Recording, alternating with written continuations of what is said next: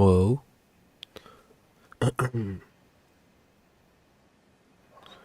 Gotta do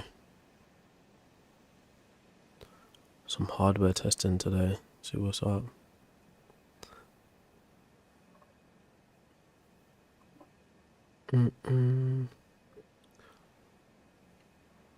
Move.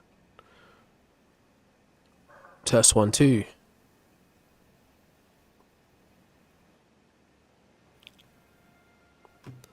Test 1 2. No. Saying so. No, it's fine. It's really slow. Ah, that sucks. Alright, so are we on the purple app?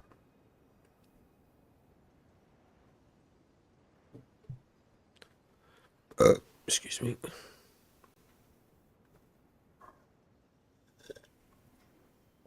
Oh yeah, it's nice and quiet.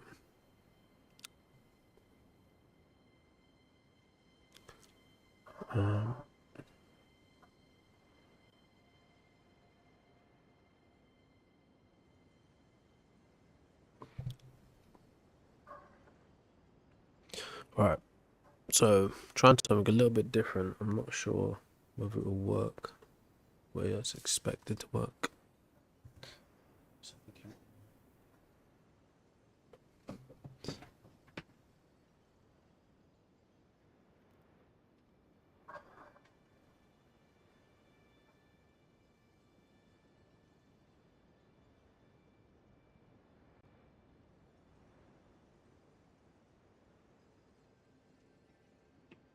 It was just a sparkle of the future.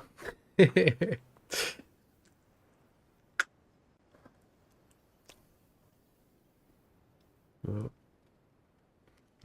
we're getting crazy censorship right now on the Black app. It was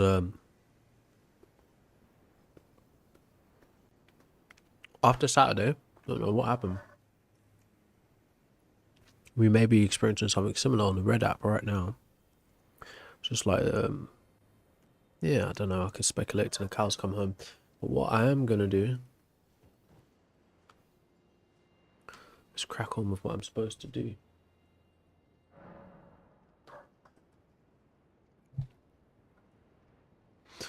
So we got a couple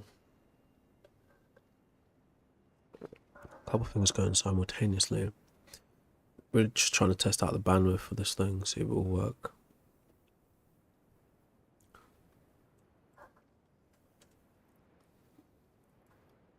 I doubt it.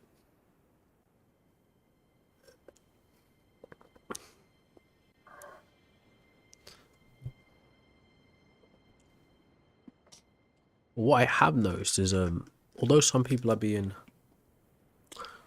unduly suppressed, some people are also being unduly promoted, bro. I've been watching certain people's stats, and some posts are doing like extremely well, they're overperforming based on the content style in comparison to the other posts, which might suggest it's something algorithmic. But who's to say? It's all really just speculation on the user's end, on the user end of things. All right. What are we on? We are gonna check our map. Let's not do the giant yet. Did I do that fight? Yeah. Let's check our boss map. Alright,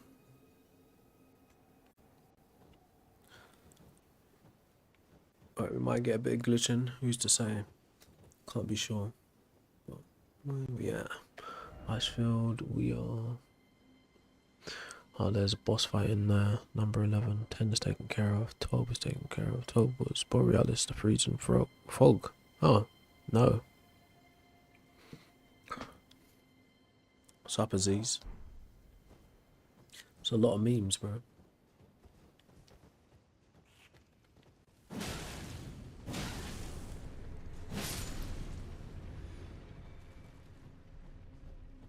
Right.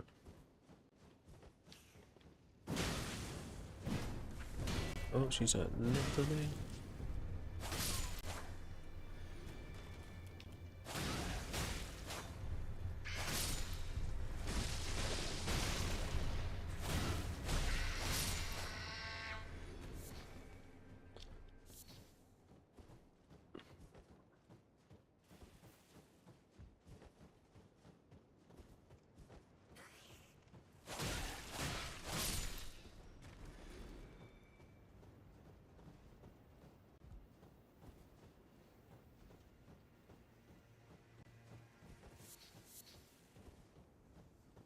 Yeah, so this whole crackdown could have a lot to do with Orange Man and apparently this anti-Christian sentiment. But it could not be that too. It could be something else.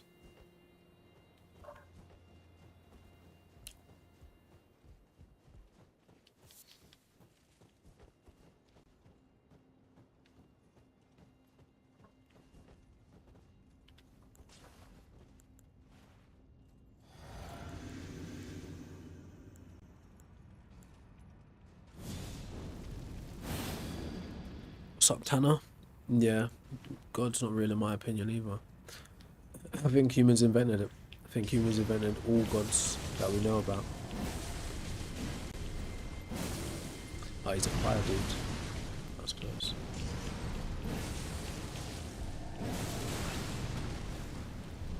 I appreciate that. Oh. Oh, arrow damage. Bro, his hat's OP, bro. What the hell is that?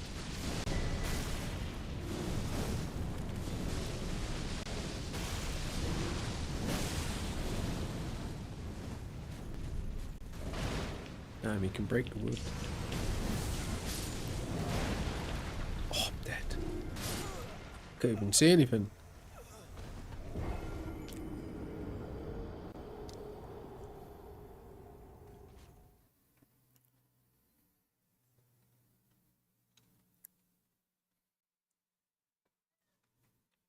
Smash me.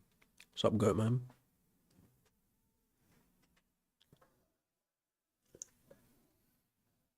Appreciate you for the likes, bro.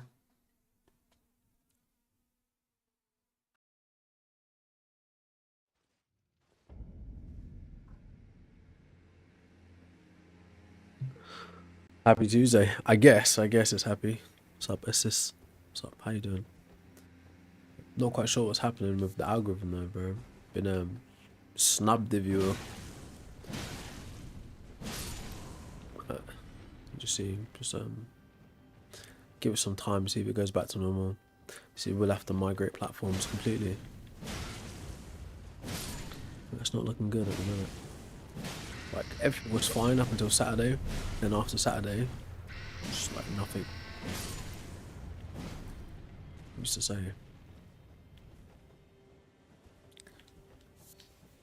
You know, I spoke to them, but they're like, oh no, everything is fine. They tried blagging it, and I showed them the stats, and they haven't replied, so just wait and see what they say. Yeah, I've heard that too, right? I've heard that too about the changeover, but because they're not explicitly telling anyone what's happening, it's hard to say if that's the case for sure. Or maybe it's like you know, like platforms aren't allowed to admit to shadow banning, but there's definitely some things you can and can't say. Bloody hell. And I feel like whatever we was discussing on Saturday is what's put my channel into that space. It was probably the commentary on political matters, if anything. But I can't say for sure. That's the annoying thing about it all. You can only speculate.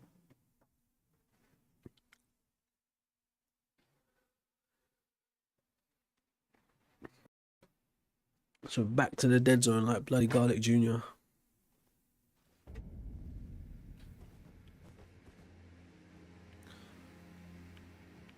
What kind of stuff popped up?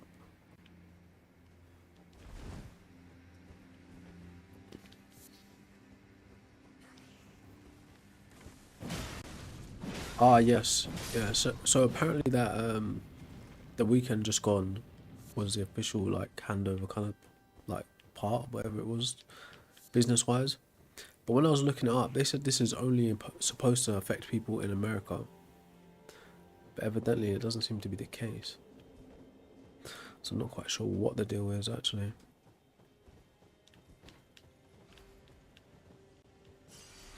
So I'm still popping. Well, it seems to be that no one's got a convincing argument, no? I would hope more people would accept the fact that humans invented God then, you know, but they don't seem to be willing to accept that.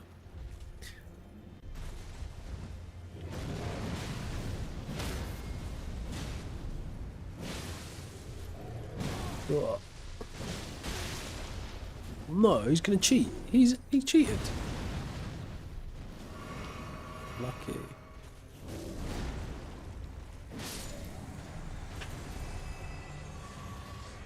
What, in a TikTok shop?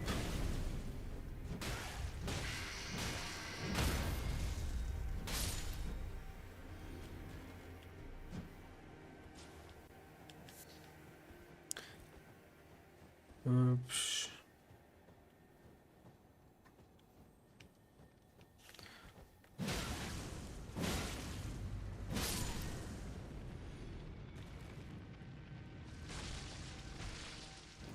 Agreed, Lifton.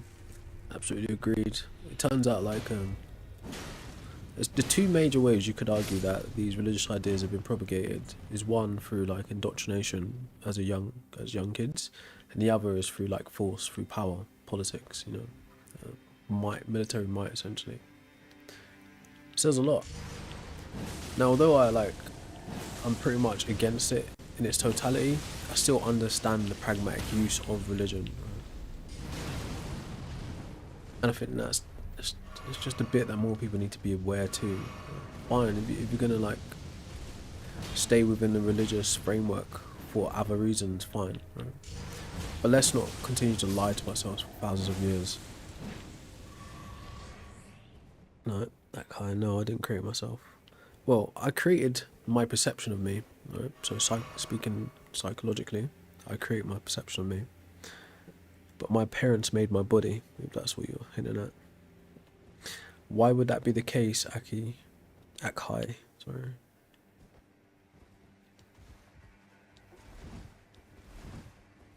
Yeah, true, Lifton.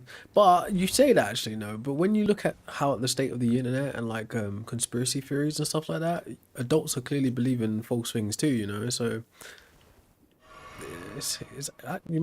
you got a point, but like with the whole flat earthers, with like aliens, with crystal guys and stuff, like adults are believing stupid things as well. Like people I once thought were like smart people. Some conversations I've is like, oh wow, you're like, you believe this? It's like, wow. So I guess even adults ain't safe from believing silly things either, really. You gotta get your critical skills, gotta keep them critical thinking skills sharpened. Man, who's to say, bro? Who is to say?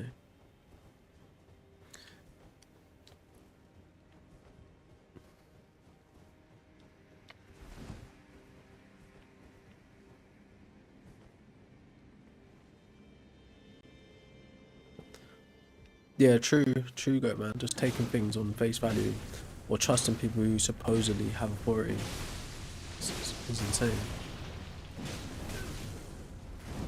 Alright, give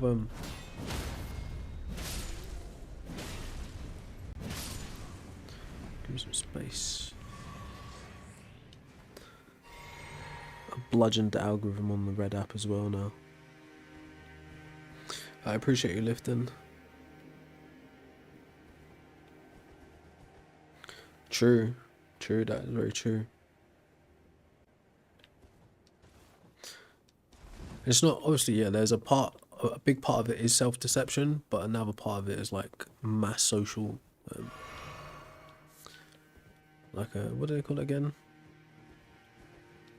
Pressure, like peer, from a social aspect as well. But yeah, a lot of it is self-deception. Deception. Sub Sergeant. What do you mean, Sergeant? It's just about to. I was actually about to go in and undo the happenings on the YouTube side of things, but it seems to be warming up.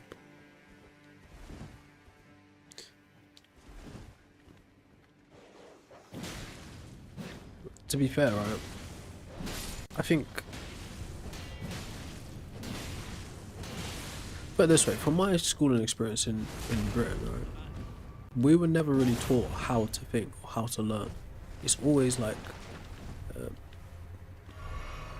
retention of curriculum and regurgitating it. It's never actually providing you the tools with how to think, how to analyze information, or how to spot falsies and stuff like that, or fallacies.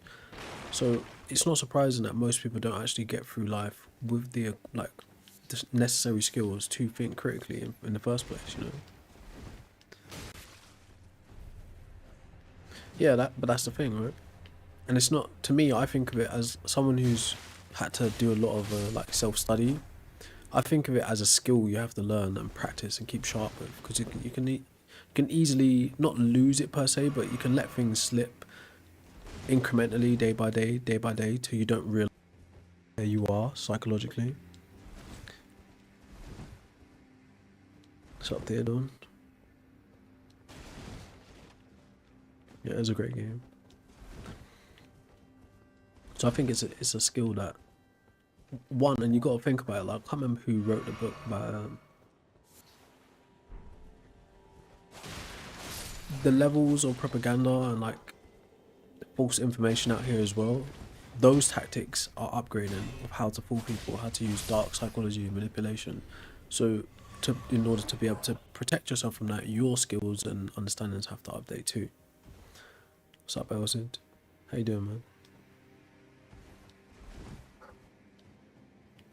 man? Well, why do you think you can believe in God and be a critical thinker? What's the reasoning behind that? What's the rationale?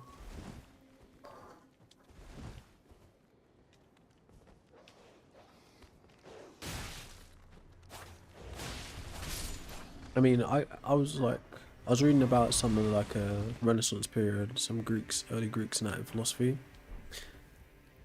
What it turns out is a lot of them would report like in their works they would hint to God, but it's only to keep the church sweet in order to get like power and like get through society unscathed, kind of thing.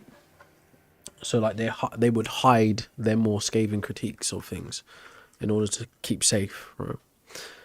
So if he was staying within the framework of religion for them kind of pragmatic uses of it, I would understand that, right? For your own safety, for your like social progression, political progression, I would understand that.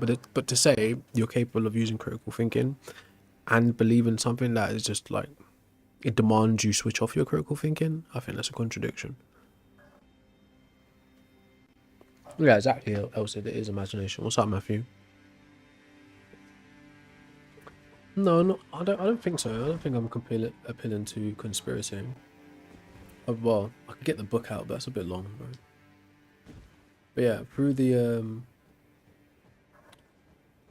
from the early Greeks like Plato, Socrates, Aristotle, and all them, to the Enlightenment period, Renaissance, people have been doing exactly that. They've been thinking very critically, putting together a formula and schema to undermine, you know.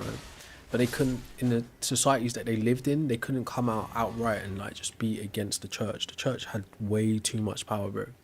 Like they could literally could unalive you, they could burn you at the stake, they could do all kinds of things to you, right? So they couldn't meet the church head on in a test of power, right? They had to like subversively spread dissent through philosophy, through like empiricism, through rationalism, all these kinds of things, right? They couldn't just come out and say to the church, hey, you're lying. That wouldn't have been socially acceptable to do. What's up, Jose? What's my epistemic justification for logic? What do you mean by that? Help me understand what your point is. I mean, I done my first play as a samurai. It was hard, but it was fun.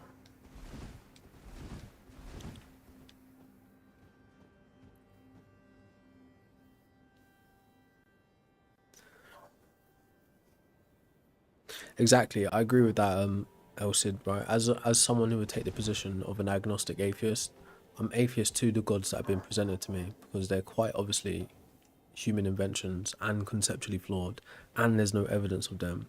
But I'm open to the possibility of there being something, right? Whatever that something is would probably just be currently an unknown, you know. Nah, this is a Elden Ring. To be fair with you, AR, I'm not a philosopher. I'm a noob in study in almost all realms. But from what I understand, logic is considered axiomatic, right? So it's self-justifying. If you're like kind of like not to speed run you because I don't really know what you think or where you're going with it. But if you're like circling around to a tag style argument, I don't think a supernatural entity is a necessary grounding for anything. Right? I think there's not enough good reason to actually think that.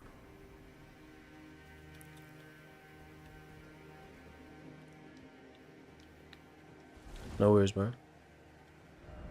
Alright, let's check my boss map quickly.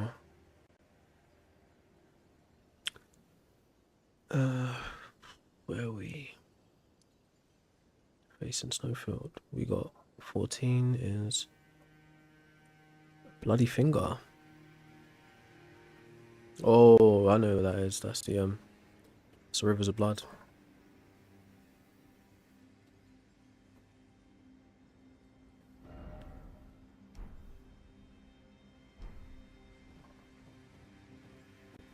I don't know, Azo. Like I said, I mean, to me it would make sense to pretend you could be a critical thinker and pretend to believe in a god, right? Because again, there's uses for it, right? On an institutional level, there's plenty of uses for it.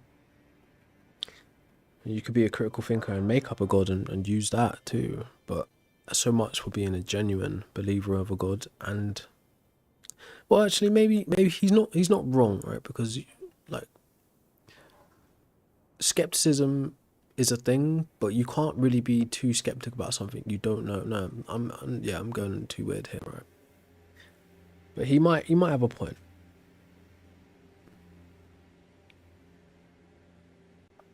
Well, but technically, Sergeant, right? All of the Abrahamic faiths have been systemic vehicles, if you will, right? Islam becomes a political party almost instantaneously as it's made, right?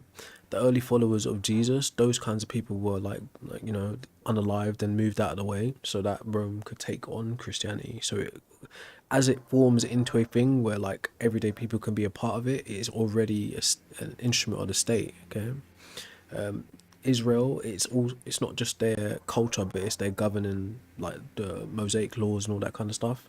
It's how they govern their society. So to say it's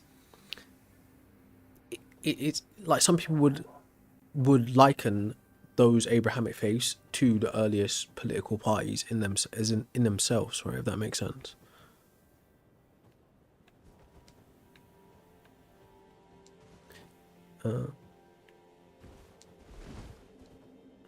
So what's the evidence for the creator, right? And why specifically a creator style god?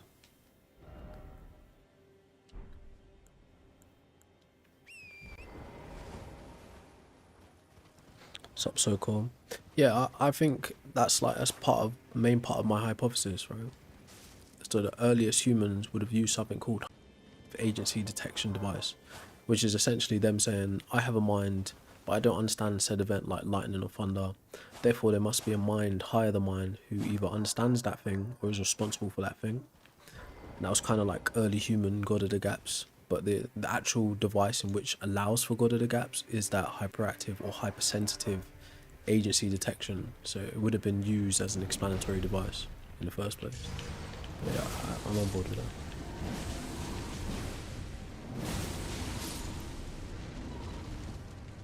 that. Zai, why do you think that, right? It's like the only reason you might think I'm saying something like that is because maybe you believe a god created the universe.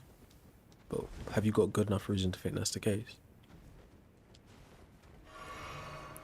If you come to this area, right, and you watch these giants, they'll fight with the dogs and just collect points.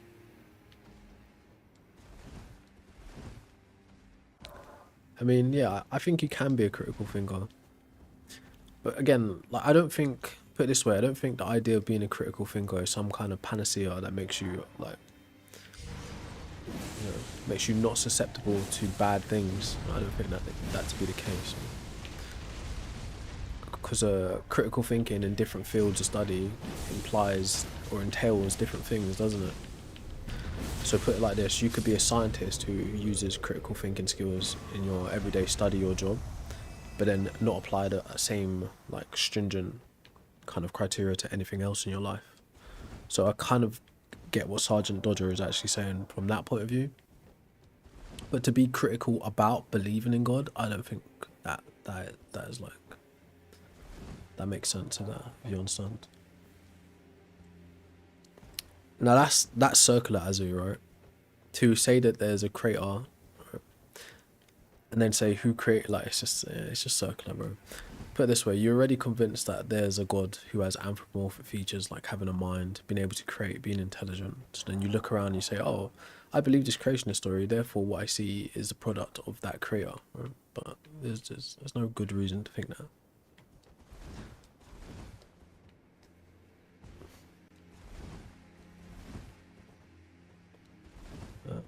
What do you mean big ticket universally binding logic? What do you mean by that? I think the idea of objective morality should be a side thing, like a side conversation to logic and truth. Obviously logic entails truths, but the idea of objective like morality, I think that's a different kind of category of conversation. It's more ethics.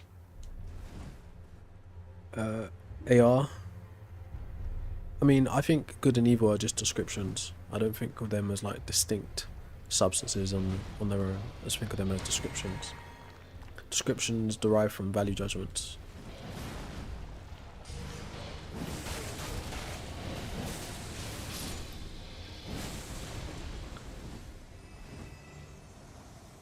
No, I don't think so. I don't think so.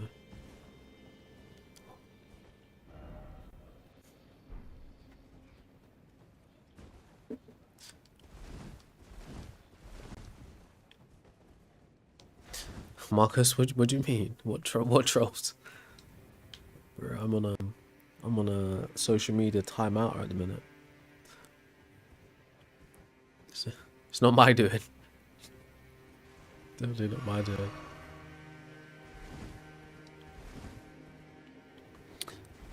Yeah, so I get what you're trying to say there, Sergeant, but what you're describing there is an idea borrowed from philosophy. Yeah, Aquinas might have used some of that kind of stuff from, I can't remember the exact time period, but he might have used that from like Plato and Aristotle and all that kind of stuff. But yeah, when Christianity started mixing philosophy into Christianity, it was first done through Platonism, right? But those philosophical ideas, in terms of describing a god, is what's described as a post hoc rationalization. So the idea or the concept of the god itself wasn't devised using those kinds of tools, right? Those tools come later to help smooth over the idea of a god, right? And to make it seem more tangible. But the actual concept of a god has nothing to do with uncaused cause, right? That wasn't a consideration when they was devising gods in the Levant. I don't know if they had the philosophical vocabulary to speak about them like that. But if I'm being fair, what's described as a habit of thinking, you could reason on your own account, like a priori, that there must be, if causality is real, then there must be something that is uncaused, or else there's an infinite regress. You could reason to that point. But that uncaused cause is not synonymous with a biblical God. It's not the same thing. So that's when that is when your faiths start to borrow from philosophy to justify God, but it's not the same thing.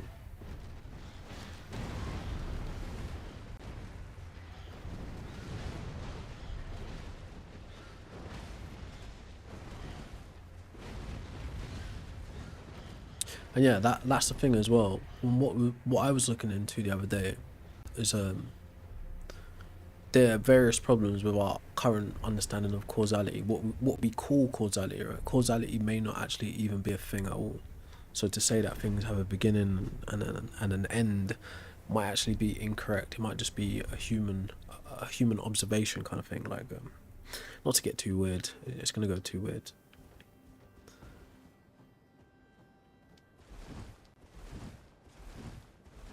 Yeah, fair play, AR. Like I said, right, I am a noob, so a lot of the things I would consider that I haven't actually studied yet would just be like intuition, or just my own reasoning, which could be completely faulty. So I'll take it.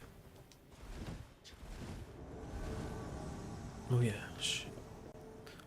Alright, this was one of the best weapons in the game before it got patched.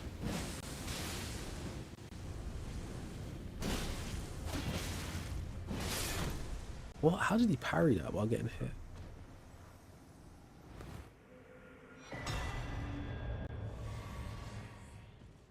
So what kind of stuff would you say are assertions?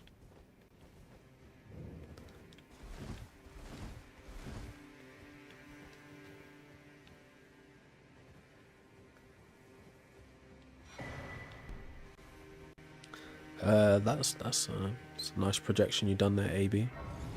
The title, I don't think the title is an assertion. I think it's something that could be backed up. It's also an explanatory claim as well, so it has predictive power. One, it helps explain the evidence that we do have of humans inventing gods archaeologically, right, and anthropologically. And two, it has predictive power, which shows the patterns of humans inventing gods across cultures and across time. And it also points to our capability of being able to invent gods right now. Okay, I could go deep into it, but like, you know, people kind of nod off when I start fact. They don't really like that. They like the space to be able to insert some mysticism into the conversation.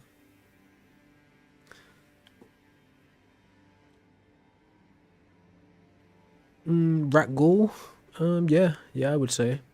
Or, well, put it this way, that would be an opinion, right? Because I don't think we have a robust enough model or understanding of the universe to say what it is or how it really functions yet. But yeah, it would be my opinion that Elden Ring seems less complex than the universe. I must tender my thanks to Torrent, too. Thank you, Torrent. Please continue to lend your Oh yes, it can be backed up. till the end. It certainly can. I can walk you through the how and the why. I can point you to the known conceptual frameworks for gods. We can go look at the archaeological findings, the potteries, the clay tablets, the carvings, the tapestries, right? We can look at the anthropological history, the traditions, the rituals, the religions. In short, all known gods are psychological constructs and do not exist independently of the mind. Right? No human being has ever gone out into nature and discovered the god of another culture, of another land. Right? They devised their own gods for their own culture, for their own means. The three biggest reasons humans have invented gods historically have been: one, for explanatory power, right? Assigning agency to things they don't understand; two, for psychological needs, to give certainty where there's uncertainty; and three, for societal cohesion. Right? My claim absolutely can be supported, and in fact it's not even a radical or controversial take, it's the standard take. But as for people who propose their god actually exists, they're yet to provide evidence of that, right? Or to fulfill, you know, the burden of proof, if you will.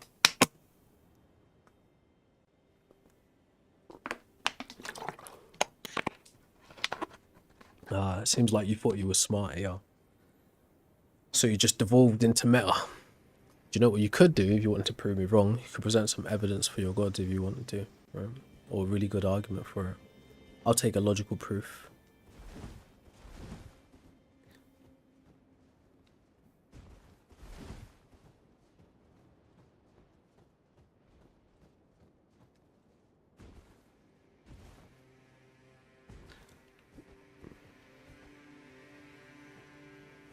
Yeah, so I don't make claims personally about where the universe comes from. It's not something I do. I choose to remain agnostic on ideas around where the universe comes from, the beginning of it, etc. And I think any reasonable theologian would do the same thing, right? Because they don't have better explanatory power over the natural universe than the natural sciences. Right? They have way less.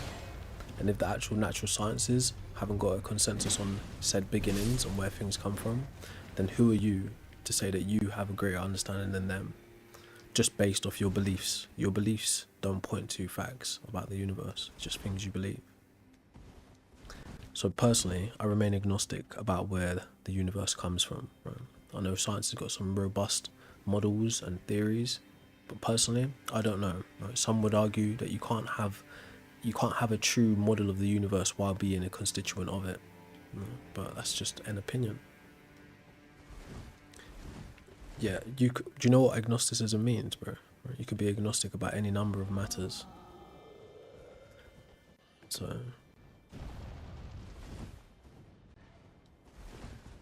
yeah, so the problem is, like, a lot of believers think they have explanatory power when concerning the nature of the universe, where it comes from, how it comes to be, but they don't, right?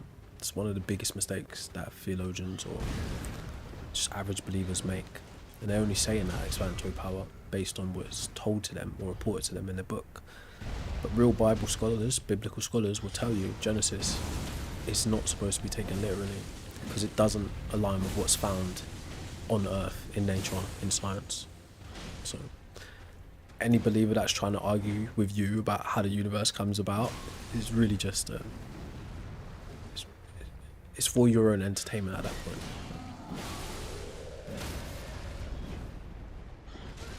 But that's being kind about it.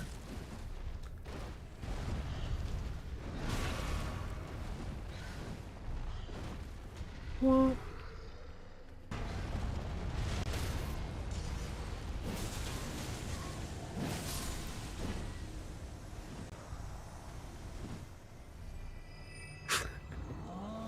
Yeah, exactly, right? So why don't you give some proof of your God, right? Or maybe an argument that can support its existence.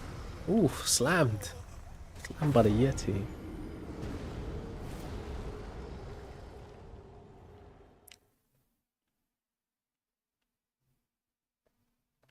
What's the Christ gene? Forgiveness? No, right? There's plenty of evidence to suggest human life in specific, right? Or the hominidae family has evolved throughout Earth's history, right? There's plenty of evidence to suggest that all species of life have evolved on Earth. So no one just spawned in. Victor, why don't you give the tag argument? Let's hear it in full.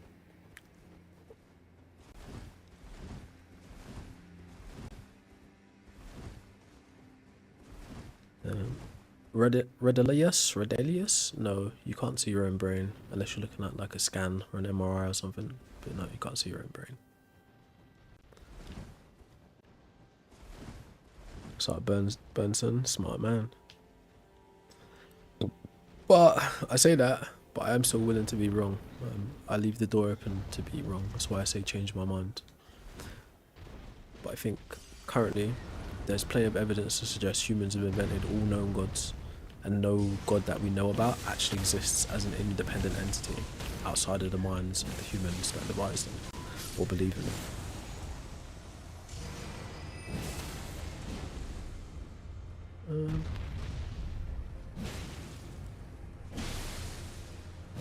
So yeah, go on, AR.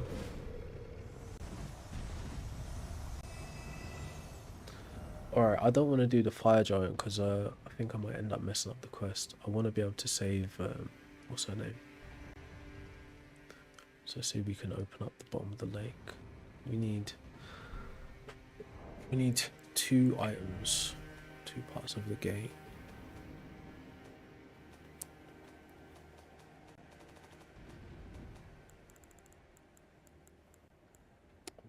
Dectus medallion. Approach Grand Lift the Road. Join Grand Lift the Road. That might work.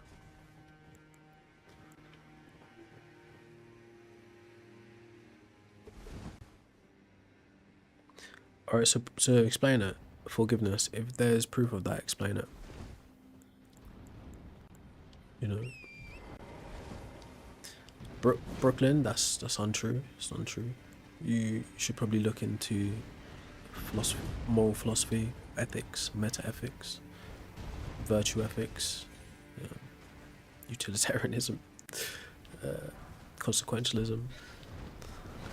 There are various different frameworks for morality. You can get objective morality with or without a god. Right? So I just think you haven't looked into it. Well, personally, right, I don't give any, to you, AR, I don't give any group of people exclusivity over the idea of God. because again, I've looked enough to know that there's different ideas of gods, there's different conceptual frameworks. There's monotheism, one all-powerful god; polytheism, many gods; henotheism, one central god with others existing; pantheism, God is the universe; panentheism, God is in all but beyond all; dualism, two opposing cosmic powers; deism, a non-intervening creator god; animism, spirits that inhabit nature. Right? Probably forgotten one, but I've looked, right, and I can point to gods that we know about from artifacts and from anthropology that possess one of those conceptual frameworks, right?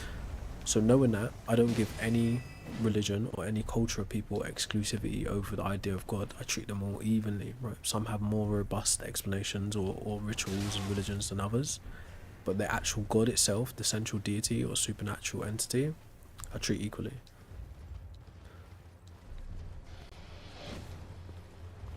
Yeah, Brooklyn, you don't know enough then. You don't know enough about moral philosophy or ethics if you think that. You can get objective morality without a god, bro. Even though I personally don't subscribe to that. You could get one. You could get an objective moral framework without a god.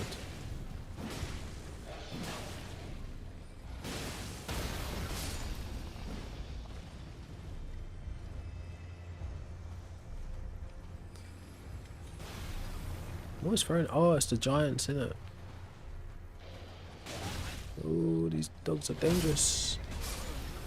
Damn. Comboed. The game is Elden Ring. Yeah, I never said anything about that, Red. That seems more like a projection from your half, on your side, you know?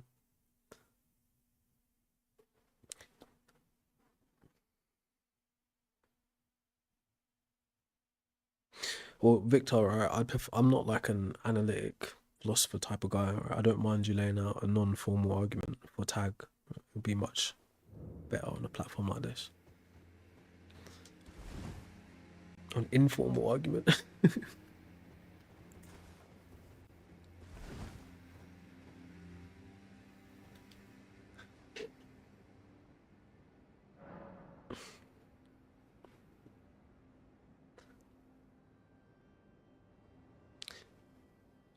Interesting point, Sentinel, actually, right? I don't think we did evolve for truth, we evolved for survival. But the irony is, those same cognitive faculties you're hinting to would, like, put it this way: if you were to experience a delusion or be, you know, in some kind of illusionary state, right, you would need your same cognitive faculties to make you aware that you're in a delusion. So at some point, your cognitive faculties are reliable enough to depend on. Right? So that's what I will say. But you're right that we didn't evolve for truth. Otherwise, we wouldn't be discussing a clearly made up God. But yeah, you're right. We didn't evolve for truth. We evolved for survival. But it just so happens humans have got pretty damn smart and figured out ways to determine things that are true, right? E.g., through the use of logic.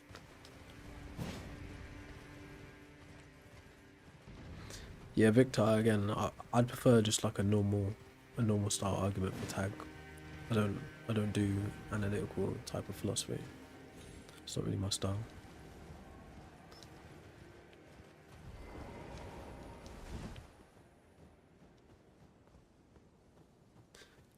What's up, Meba? Meb Butterfly?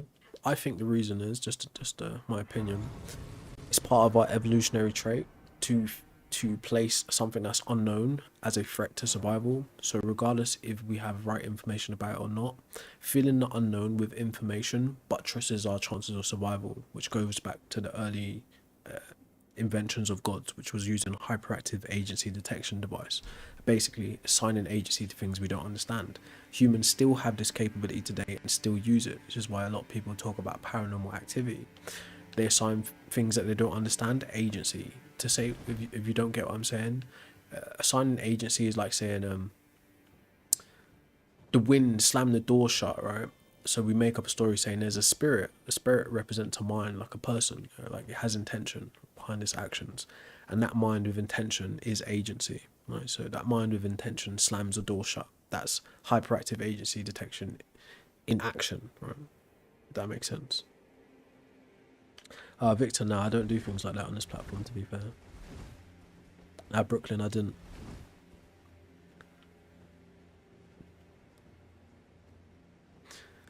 No, I wouldn't actually say no. It was just an example to point out that, yeah, humans don't evolve for truth. But by us describing what we talk about as logic, that system provides us a framework for things being true or false. But yeah, the individual sensory data could actually be wrong, right? The individual's reasoning could be wrong, but there are still ways to determine truths, if that makes sense.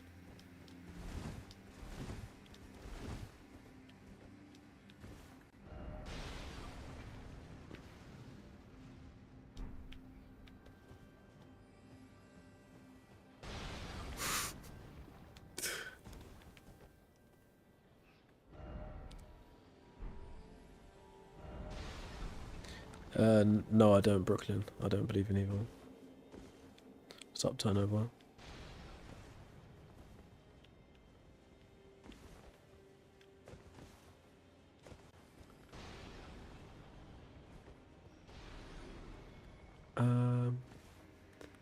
Yeah, I don't think he was here for that, Garrett. What the hell's happening to my stream, bro?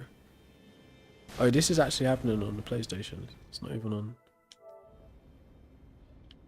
Bro, what the hell? Yo, I'm muted.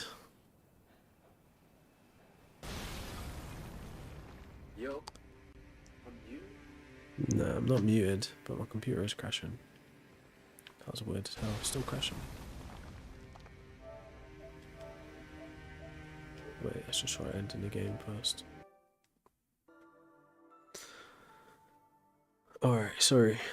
Yeah, you missed it, Garrett. How did you know about that stream? Did you watch the playback? That was pretty funny. Guy was like point a thermometer at like, so he was saying that the moon is its own light source and it throws off like some cold heat. There's like point a thermometer at the shadow on the ground or something like that. It was crazy. There was some other crazy stuff that stream as well, but it was interesting. Yeah, so I already said I don't think of good and evil as like independent substances. Like they're just descriptions based on value judgments.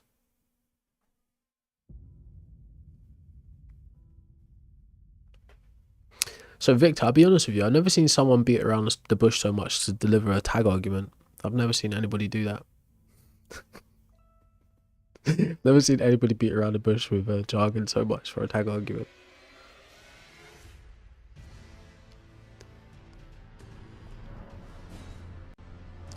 All that to say, you just think God is the grounding for things.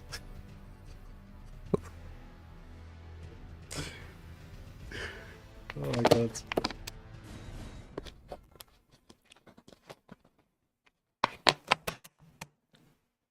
What's up, David?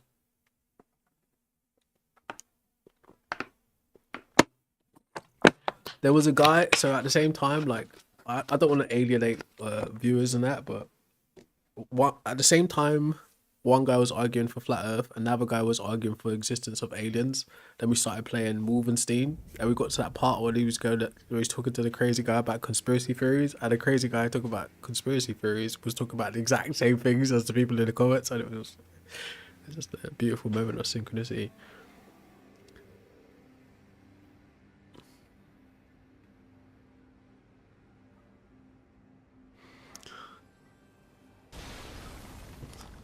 Is the game working now?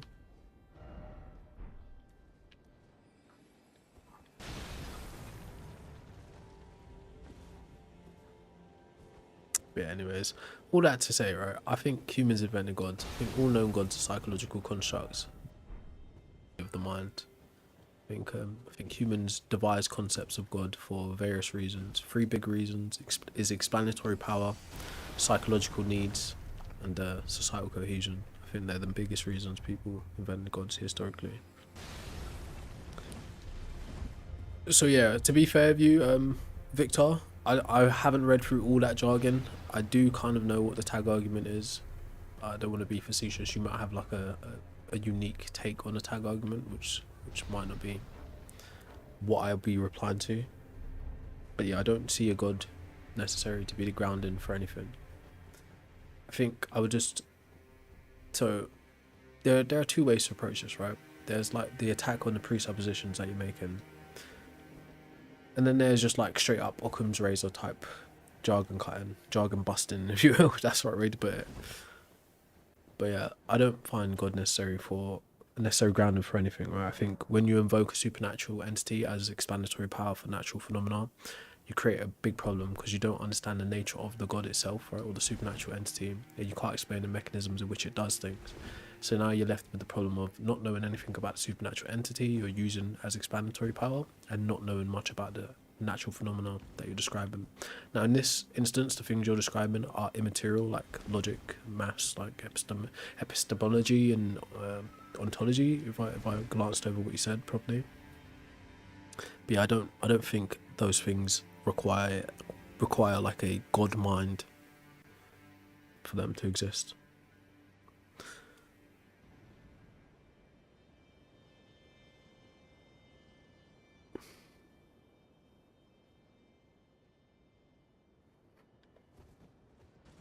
Yeah, so I think logic is axiomatic, Victor. I would grant that presuppositions are necessary for a bunch of different reasons, for like reasoning itself and for like not syntax but linguistics. Presuppositions are necessary, but not in a tag sense.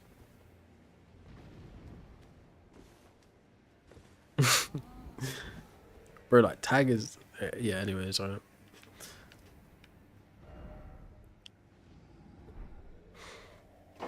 Well, zombie, you can choose to believe in Star come out at nights on Wednesdays twice a year.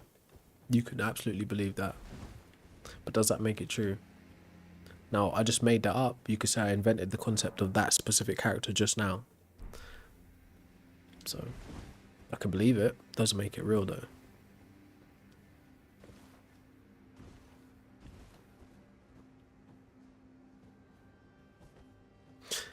And like on another level, Victor, right? I don't find there to be, well, personally, based on my limited understanding, like disclaimer, not a philosopher, not a theologian, not anything other than an average non-believer. I don't currently have any reason to think immaterial things in terms of like consciousness and stuff precede matter, material things, e.g., material physical universe. Although I grant there are immaterial things, right? I think those immaterial things can be like abstract governing laws, but those abstract governing laws are ultimately just our description of something. See, I'm not quite sure what you mean by that, Victor. Maybe you can rephrase it in a layman's way.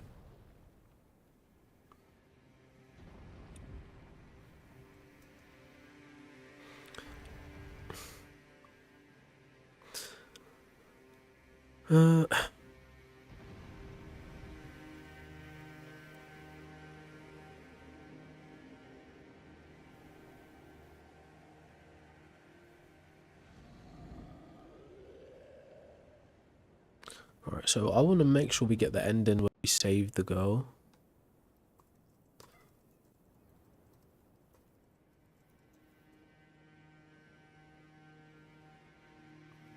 So I don't want to just run in there and do the fire giant fight.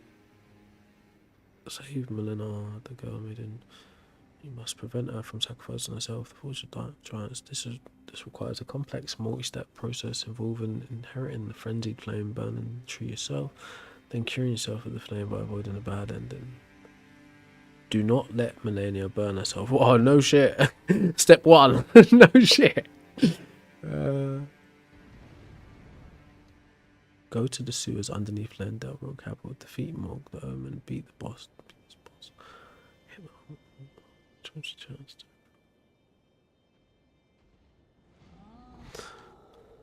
Alright. I thought I would have to do the snowfield bit first. Let's go back there.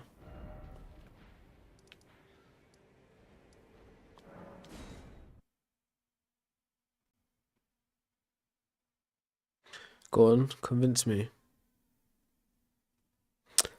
AR, I mean, I got an idea. You could tell me though. I've heard about them.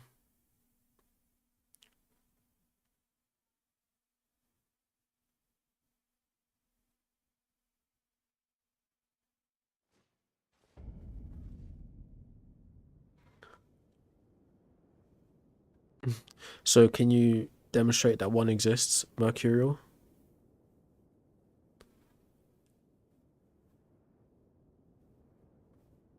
Yeah, so I asked him that sentient, right? Sentinel. I asked him what would be the reason for hiding that the Earth's flat, and then he was like, "Oh, it's to hide God, right?" But then I said to him, "But you do realize most governments, like at least in the Western world, are religious based. Like, put it this way, like they are pluralistic, but fundamentally full of religious people. So why would they hide it? Right? It didn't make sense."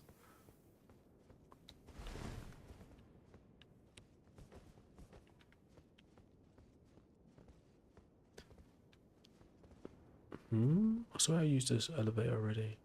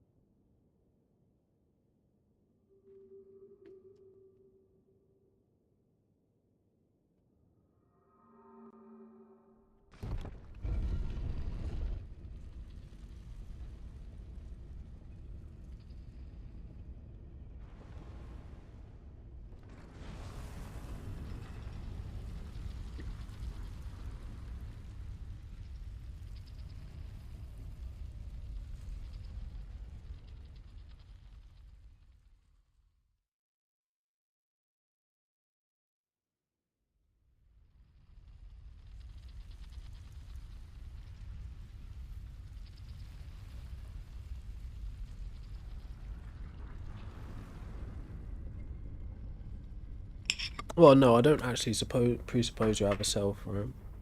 I could, but at the same time, considering the our means of interaction, you could just be a chatbot, right? So I don't have to presuppose you have a self. But yeah, if we was like in person, perhaps I would. But that being said, I can never prove with any certainty that you have a mind. Right? I can never prove that. I'd be imposing a mind on you based on my own anatomy. You could be a zombie. You could be a mutant. I wouldn't be able to prove you have a mind or a self, as you, if you want to use it interchangeably.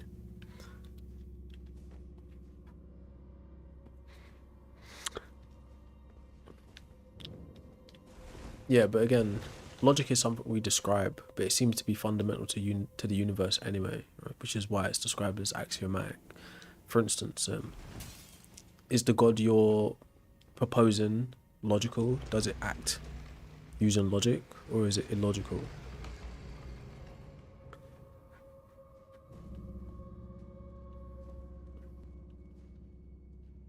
Yeah, so yeah, you're making a mistake in my opinion. You're going like a long way around it to give a tag argument. To be fair, Victor, like a real like massive word puzzle kind of conflation for a tag argument. What we can make up a god right now, Stetzel or Stels.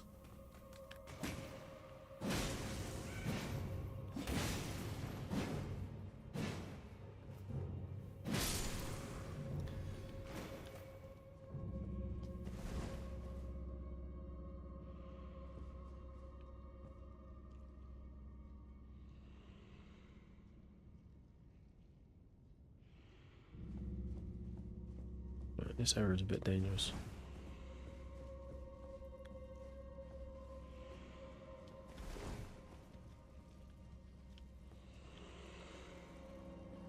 Look at that finger.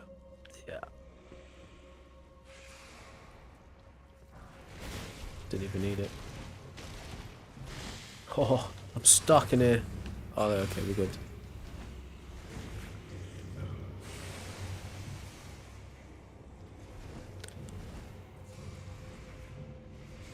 But anyways, right.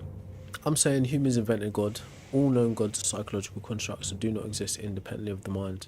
If your God requires belief, imagination, or faith to interact with, I would say it's functionally non-existent. It requires somebody to devise a concept of God and impart it to you for you to interact with. But you yourself have to devise a God to interact with it. Put it this way, we've got no independent evidence to suggest any one idea, concept of God actually exists as an independent entity capable of having causal effect on our physical material reality. All knowledge of gods that we have come from the minds of men, not through observation or direct experience per se. Maybe that last one is probably not the right word to put it. So scrap direct experience. Just babbling.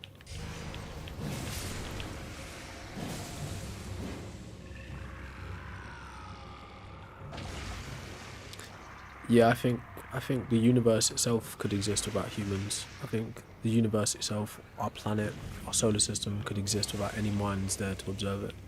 I could be wrong about that. That's just an intuitive view. Could be absolutely wrong. But I think these things are considered independent.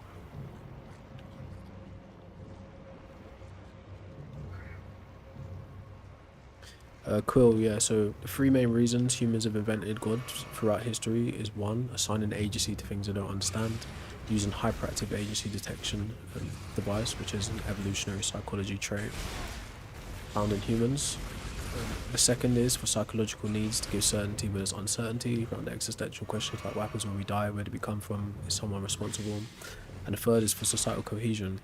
But I put it to you like this: yes, humans have invented all different kinds of gods throughout history, but there's never been one universal type of god found in every single culture.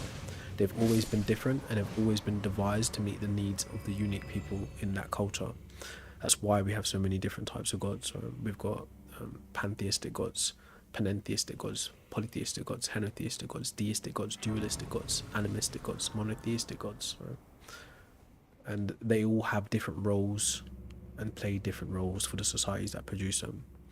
In simple terms, Quill, no one has ever gone out, put it this way, in ancient Britain in Western Europe has never gone out onto the land and discovered Quetzalcoatl from Mesoamerica. They've never gone out onto the land and discovered El Elyon from the Levant or Yahweh from the Levant.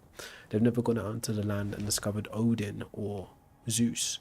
They devised gods for their own cultural needs, right? So the god they may have come into or understanding of would be a god like Brigid, a goddess of smithing, poetry and healing.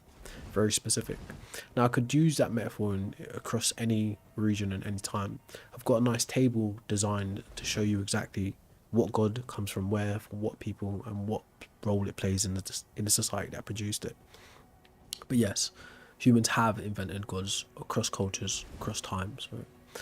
But what you're implying is that they all believe in this universal God, this singular God. That's nowhere to be found. There's no evidence of that. No, so by you calling those gods false, you're operating from what's called a Christian paradigm. Like you have like a supremacist kind of point of view about supernatural deities. It's like it's really just, that's your dogma speaking.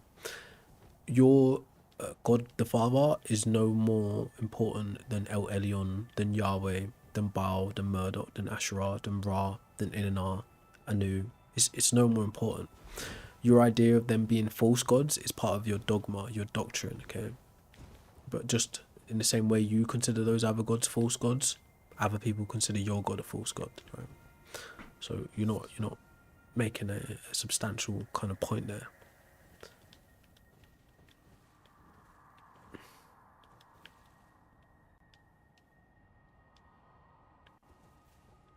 Yeah, so there's no proof that Jesus is God. It never has been, right? In fact, if you look closer into like religious history or history that concerns religion, it's more believed, or it's more well accepted, that there could have been a guy called Yahshua, like a Judaic priest under John the Baptist, but he wasn't a God man. He didn't do miracles. He didn't rise from the dead. Those stories were added after the fact. Okay, so yeah, there's no proof that Jesus is God, anything more than a man. Sorry to say, but the idea of Jesus being born specially and resurrecting isn't even a unique deity story. Right? That's found in Buddha. It's found in Mithras, Dionysus, Horus. I forget the one from the Indus Valley. but there's various Hindu gods too, right? So divine birth and resurrection aren't even unique, which points to mythos.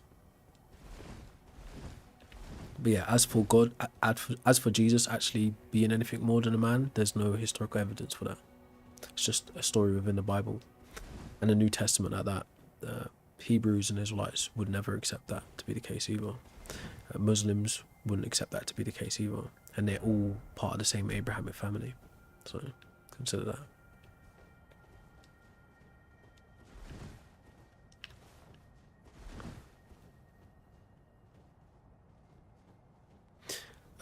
Zombie, I think personally, I think an idea or a concept doesn't have to be experienceable to be comprehensible or comprehensible. Like I always mix them two up. So you can have a notion of omniscience, omnipotence, omnibenevolence. You can understand what that would entail without having to actually experience it. So if you're talking to someone like me who's telling you humans invented God, the idea of omniscience, omnipotent, and omnibenevolence are clearly ideas that we've thought up, right, to assign. They're properties we're assigning to the God. We're not observing an eternal God. We're not observing a God that takes up all space and everywhere. We're not observing that, right? That's a concept that we've assigned to the God.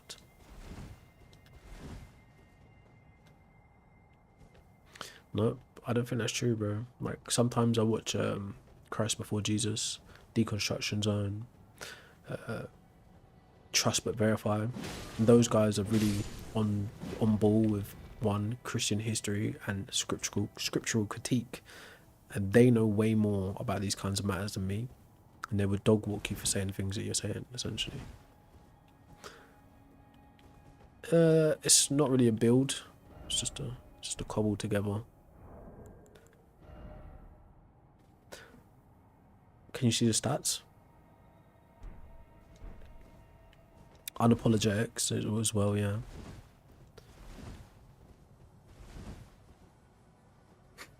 Yeah, I do sometimes, Garrett, right? But lucky for me, I got this problem where like my memory wipes every couple of days or month or so, and I forget all the things that I think about myself. So it's like, yeah, now I gotta relearn everything to speak again. So I find a different way to explain it. It does get jarring sometimes, but maybe that's like the ADD kind of thing. Oh shit. So should we do Mog first? Oh, that was such a bait and switch. Did you see that? It was like, there's a little bear. Now there's a big bear. Oh my god. Big bird. What was I even saying now? Yeah, I gotta clear my mental cache. I mean, I wish I could like pick which long-term memories to delete. I would love that. It seems the more traumatic the memory, the more likely it is to stay. Everything else is mundane, it just disappears. It's like, okay. Like, have you ever seen that video where the guy's like, he makes a list of anime or things, like he writes his list and gives it to his son. He's like, when I get Alzheimer's, give me this list so I could experience all these anime again. You have to do that pretty much. I'm so dead. I've got bear points as well. No, I'm gonna be stuck here.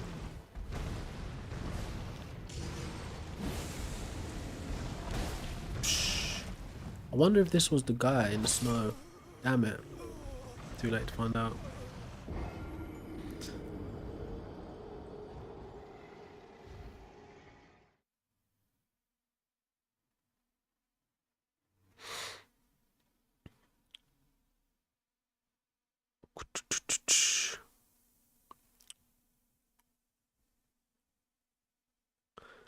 Chad White. Don't know if you're still in the chat, but why can't I say that? Like, yes, like people have this really weird cultural supremacist kind of idea that their culture or their religion is superior to everyone else's. Not really. Or is that where it was? So I don't I don't give them that kind of exclusivity over ideas of God. It's him that turns into a bear. Little pain in the arse.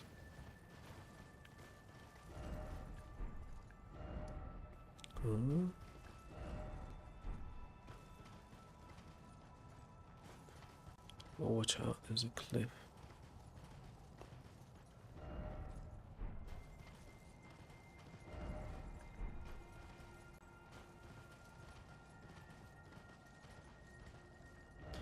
How far down was I? There we go. Just go spend them points quickly.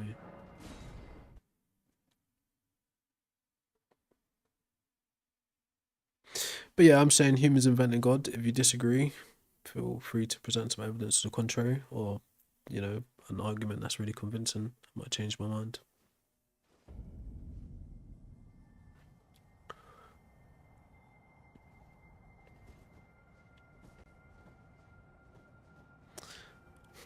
Golden grape. How do you know God gave you free will?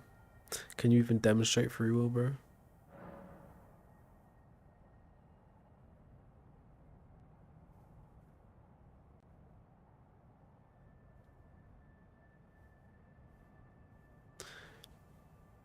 Big ticket, you still in the chat?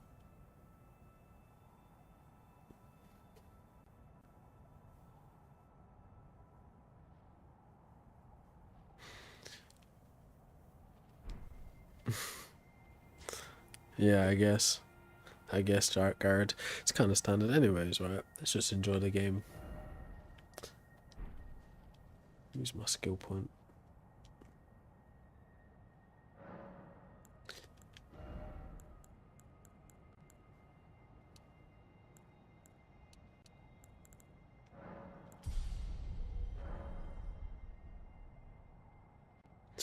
I don't think the universe was invented, zombie.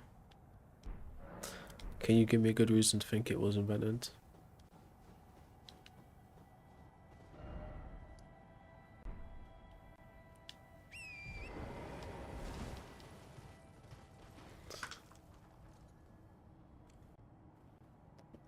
Humans invented God using imagination and hyperactive agency detection. They're basically made up gods for three reasons: one, to explain things; two, for psychological needs; and three, for societal cohesion.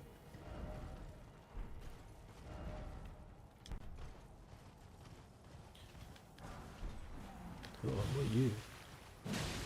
Never seen that guy before. Even like Kratos, Silent Hill vibes. Don't know what's going on with him. Right, he's killed me. I've noticed, like, the more times you complete this, the scaling on enemies gets way worse. Like, just normal people smash you to bits. Well, I wouldn't say that personally, but I would say your idea of control would fit into societal cohesion, right? As humans start to expand into agriculture, polis, civilization building, they start to section off society through things like CULTs, temples, you know, groupings. So from that point of view, yeah, you could use your religion as a governance tool for sure. Yeah, it looks like I never beat that guy before. Nah, not open panel. Do you know what? Everybody follow my other account, right? I'm gonna start doing open panel on this. And it'll just be chat. Oh, it got banned. How can you ban that? So my other channel is Drivers Make Podcast on TikTok. See it there? I'm gonna rebrand it. Oh no, I died. I died in the grave. Yeah, I'm gonna rebrand it. But that moderator account there, give that a follow. I'm gonna start going live from there instead. Scales to New Game 7. This is New Game 4. Scooby, how am I gonna find out?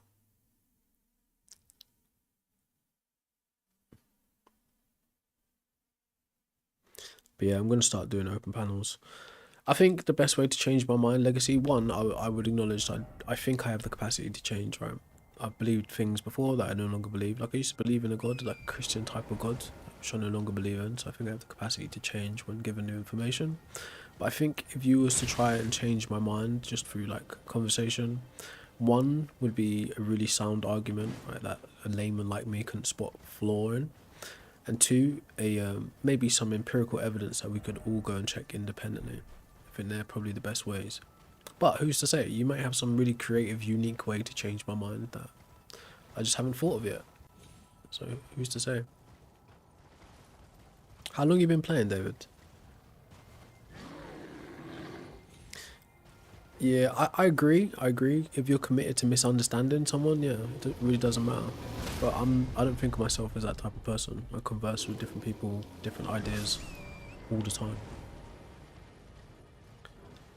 Try not to be overly dogmatic or biased one way or the other. If you're saying something to me that I can clearly see is demonstrably false, I'm gonna give you pushback. Right? And if I need more clarification on something you're saying, I will ask for it. So I don't think I intend to misunderstand you at all. Just gotta be clear in what you're saying.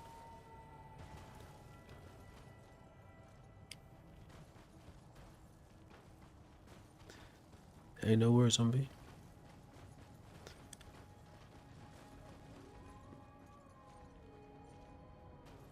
No, Star, I don't think that's the same thing at all, right? Walk me through your reasoning. Why do you think me saying humans created God is the same as saying humans created a planet? And one, I said invent, but yeah. Can use create for a synonym, I guess. Right, we're lost.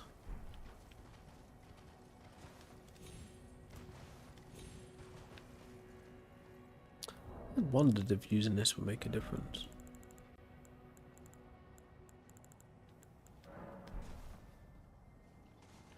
Not really.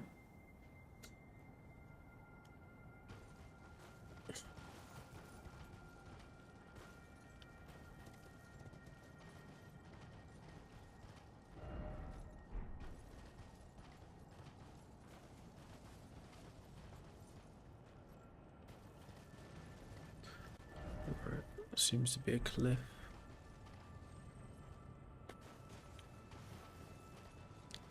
Oh, that's where I died.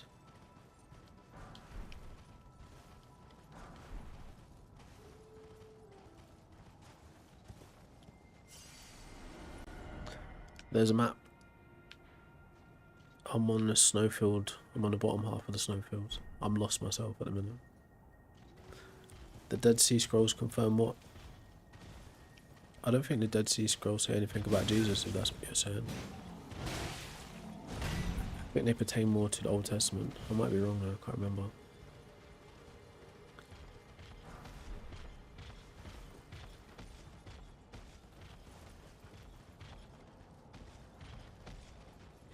Bora Bora, what's up, man? I see you bloody pestering all the atheists. How you doing, mate? How much? Does that say 10,000 hours? Or am I tripping? Oh, I got killed.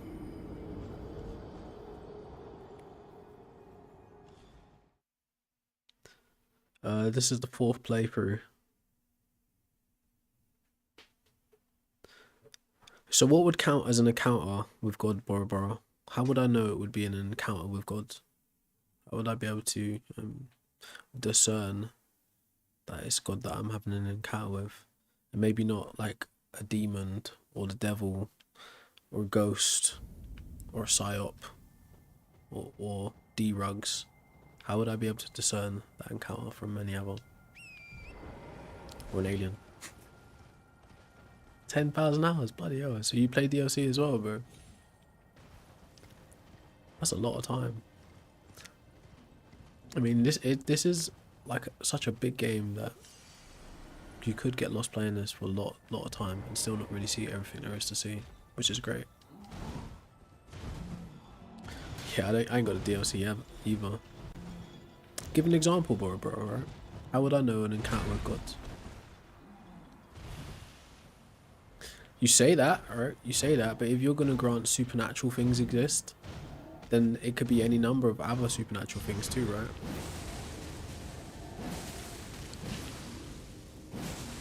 So how does one discern some other type of supernatural encounter from a supernatural encounter that is God? How do you know God doesn't just leave after one encounter? How do you know, right? How do you know that? How could you have certainty over that? Or at least how could you provide certainty over that for a non-believer?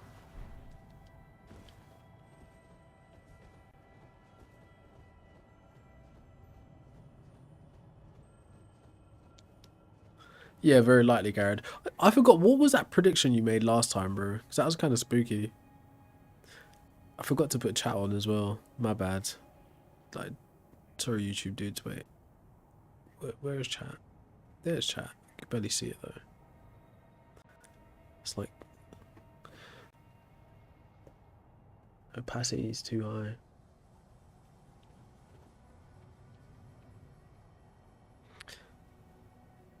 I don't really know how to get it so it doesn't just block the whole screen.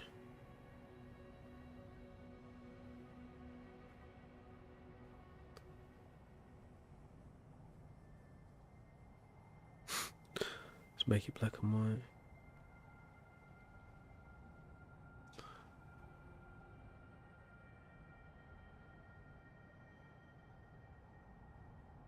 Is that better? No.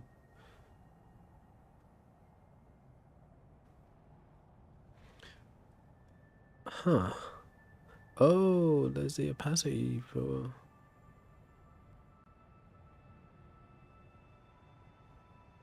I don't think this is a... Garrett, can you see the chat any better on YouTube?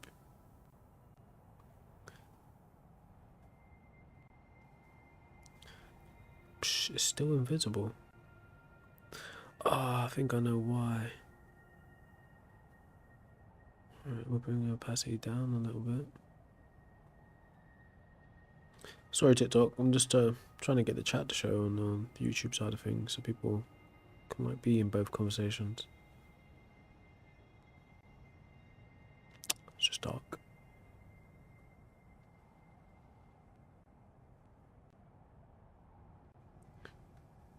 Do you know what? Maybe I'll have to tweak it after the show to get it to show up a bit better.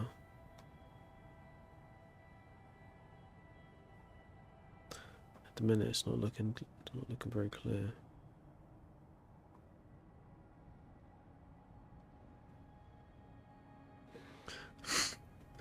Would that be better? It's in negative now. I'd just leave it alone, making it worse.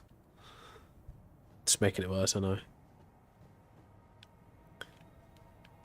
Alright, sorry. So what was you saying? You was telling me how I would know an experience that's legitimately God.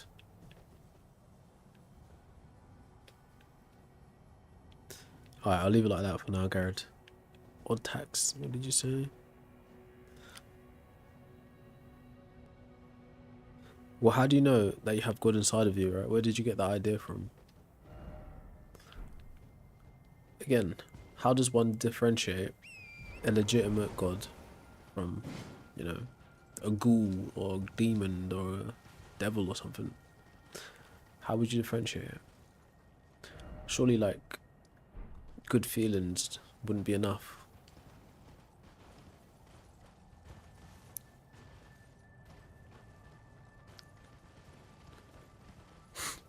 So you'd have to trust your senses, essentially.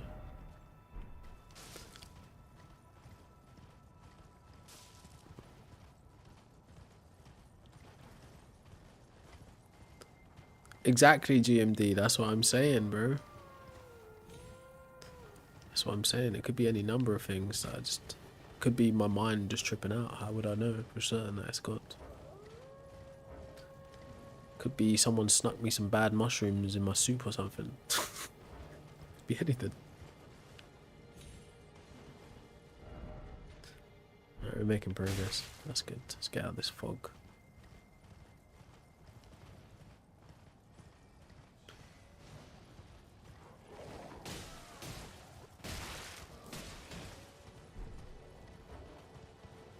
I think I've gone too far. Oh, shit. Alright, we're good. We should come across a town at some point.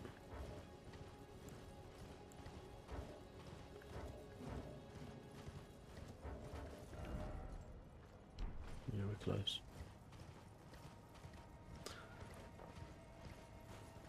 What's up, Ruben?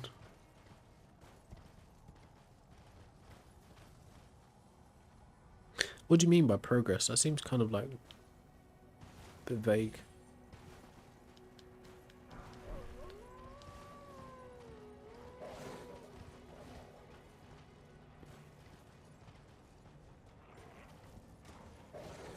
So what? Give a description for Buddha nature or tactic. Give a description for that.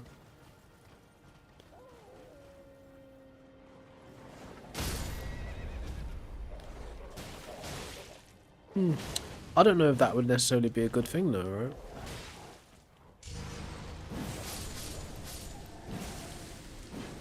I mean, not that I personally hold this to be true, but can you know good without the existence of bad?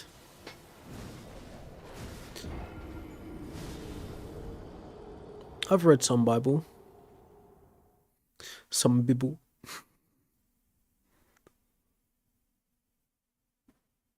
Hey, what's up, John? I've heard that quote from somewhere before. Yeah, so I think, right, you'd be better off saying actually you could experience God without being in a psychologically vulnerable place, right? Because if you're in a vulnerable place psychologically, how can you trust your senses at that point? See, that the negative on that chat is annoying me.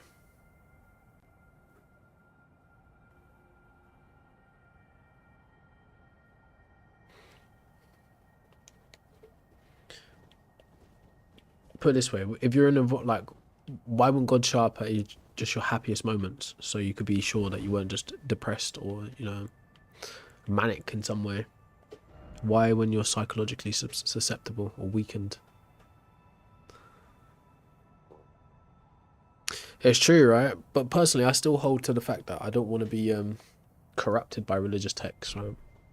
Because it's exactly that. The more you start to know, and the more you start to realize about history and the things that have been done and said, and it's like, oh, actually, if I don't reign in this kind of, it fills you with what's called like righteous anger. Right. What's up, Tony?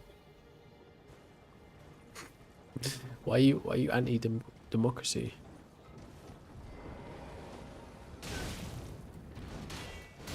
I'm in the wrong place.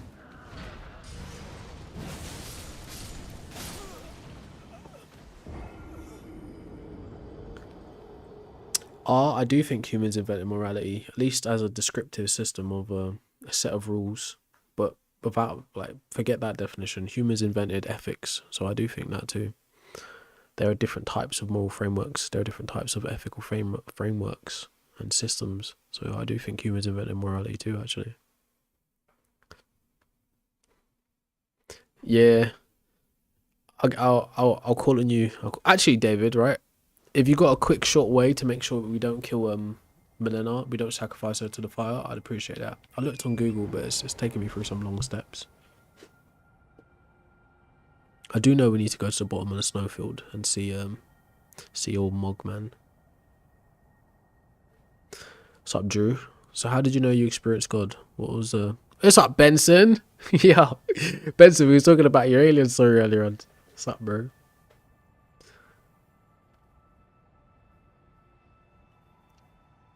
Well, I think I've interacted with you, Scooby, right? I'm just trying not to bombard you with facts that refute your religion, right? So you don't get all persecutory delusions. But I think I'm engaging as best as I can.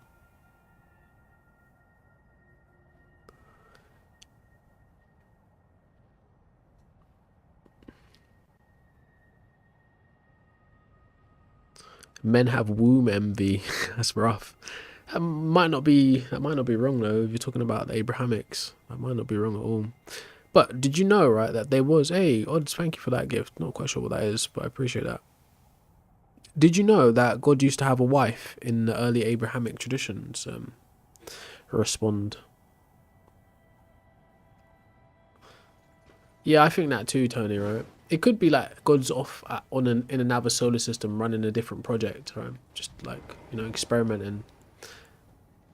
It could be that, right? The god. I was about to say the dude could exist, but he's just busy doing something else. It's like in like a kind of deistic point of view. I heard Zizek say that. I think Zizek was quoting Lacan. I can't remember though, but he was saying that if God exists, then God is unconscious. Oh, we're in the middle of the field. Right, let's start veering off to the left a bit. That's a cliff. It could be any number of things, put it that way, right? If it is possible for supernatural entities to in fact exist, then the possibilities are wide open, right? For any number of weird scenarios, things that are potentially completely unimaginable.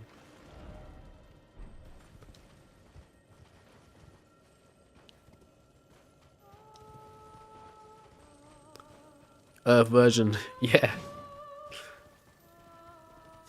And if the multiverse exists, right? Imagine a multiverse exists and gods exist. Now that's scary, right?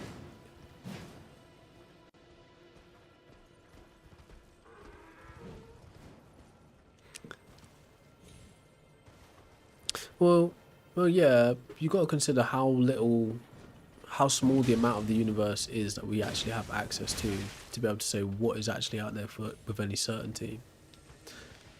To be fair, you could argue, like, you could be skeptical of science in totality and be like, well, do we even know what the universe is, much less what's in it? Do you know? You could be skeptical in that direction too.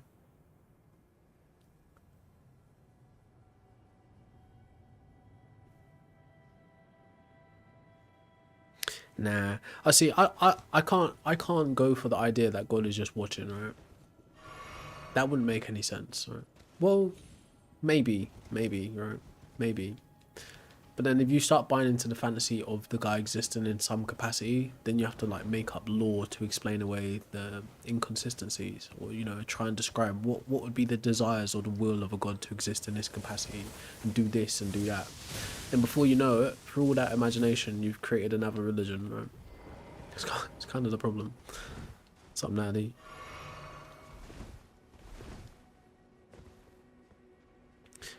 Exactly, Matt, right? Exactly. Like we were saying the other day, right? Some people argue that in order for there to be a true God, then that God has to be like all powerful, right? So it could only be one of them. But there's also the possibility, like, obviously this is hypothetical speaking, right? There's also the possibility that there's a race of gods, what we'd describe as gods, like a whole race of them. So from that point of view, that would justify a pantheon, innit? Or at least henotheism, if not a full pantheon. What's up, Monica? Nothing much, bro. Just playing some Elden Ring. Thank you for the roses. Appreciate that.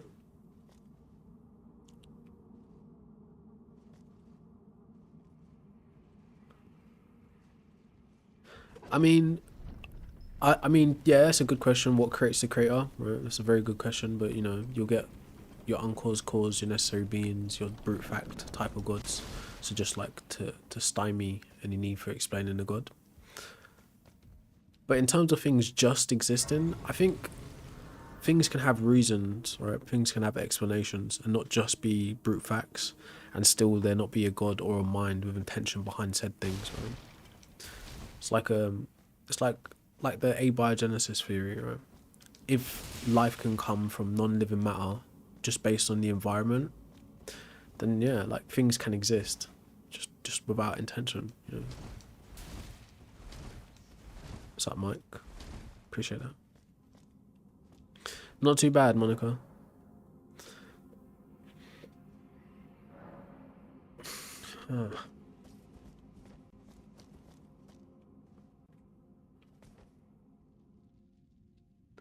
Yeah, see, that's the argument though, Natalie, innit? Some people say if there's more than one god, then he isn't powerful. But like I said, I think all known gods, all conceptual frameworks of gods are invented anyway.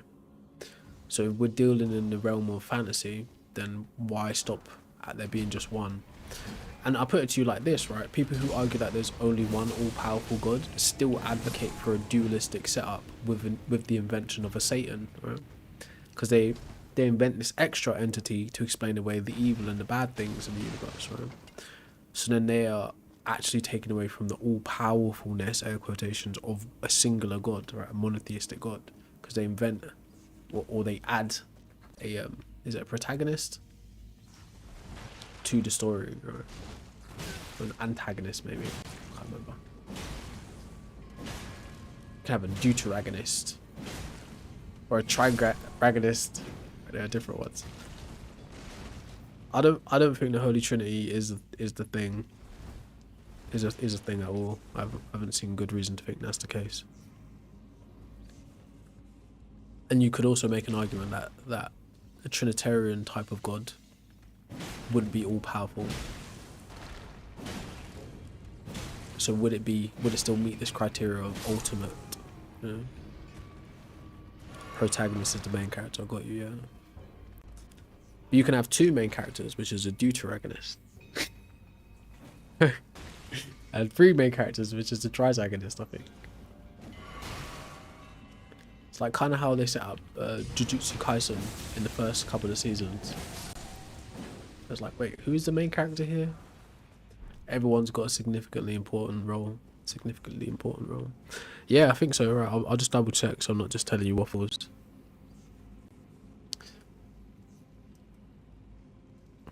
Spelling deuteragonist. A deuteragonist, the person second in importance to the protagonist in a drama. So the devil might be a deuteragonist and not even a protagonist. Alright.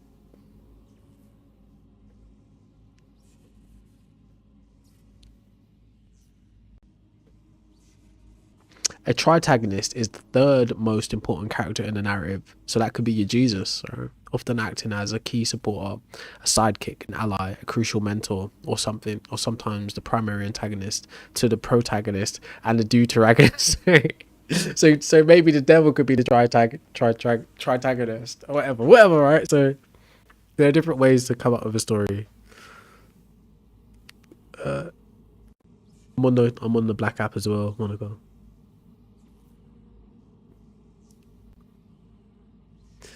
Well, to be honest with you, Golf Boy, right? I don't think history aligns with a biblical version of Jesus at all, right? There's not enough evidence to suggest the biblical type of Jesus actually existed, unfortunately.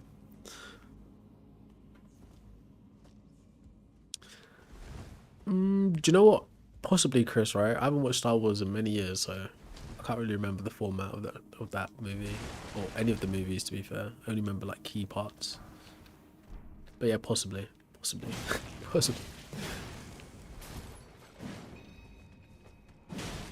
But you could argue that in a tritagonist setup, all three roles are kind of interchangeable anyway.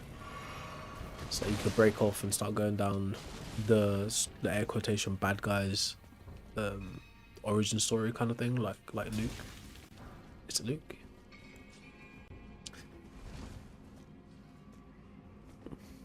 Bro, why do you think that's the case? One of God's.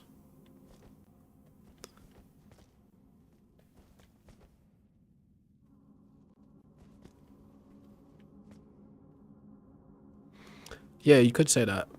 Most gods seem to play an explanatory kind of role, except for when you get into like abstract gods that like gods of love, gods of knowledge, gods of war. Yeah, they could be kind of used as explanatory, but in the same way, a dude like Plato, I think it was Plato, has the idea of forms, right? What the hell are forms really? So you never know. You never know, really.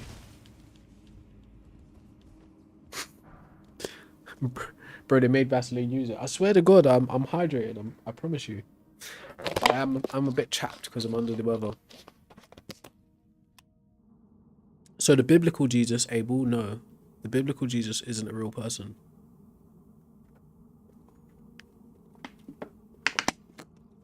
You could get a somewhat reasonable argument for a Yeshua, a Judaic priest or apocalyptic preacher, but the biblical Jesus, there's no history that accounts for that guy in that capacity.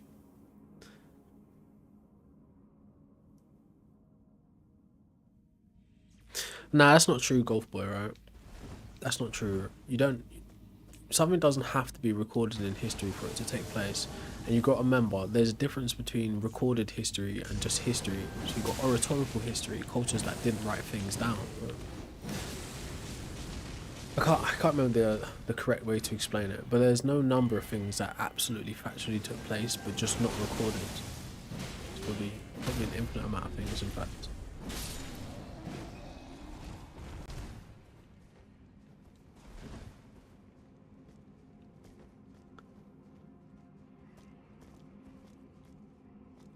Yeah, it doesn't align with the biblical Jesus, meaning like the miracles, the divine birth, resurrection.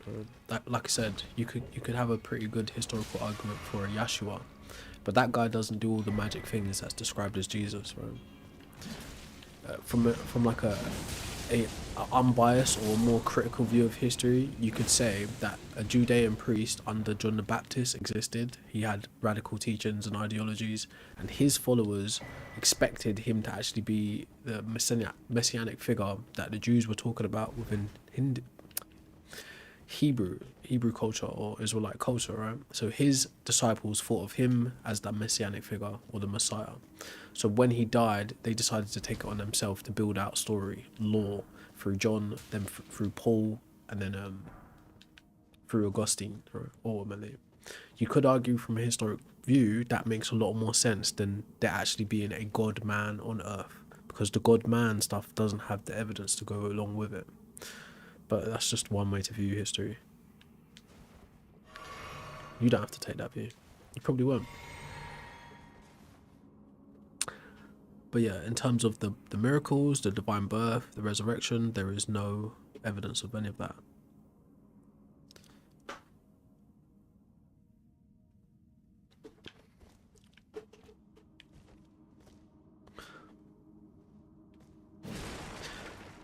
I wouldn't say it's speculation, because it depends, isn't it? Some things you can verify through archaeology, right? And what your findings, you can start to infer things from your findings. Whether it's entirely accurate or not, it depends. But if you're going to actually do history seriously, you have to do it from a holistic point of view. Your sources have to be rigorous. They can't be biased. You can't be interpreting data through a religious or a theological agenda. It's like when people say, "What science says that this God thing happened." No, that's how you're interpreting the data. The data doesn't explicitly say that. But yeah.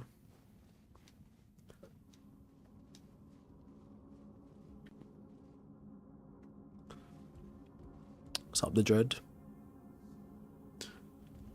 Yes, exactly, right? All of those things like paranormal and supernatural, there isn't physical material evidence to accompany them. So it's not to say that it's impossible for them to exist, it's just that they're not falsifiable, they're not provable, right? And if something is unfalsifiable, it's very unlikely to be, but there's still a 2%, a 10%, if you're being generous, possibility that it could be.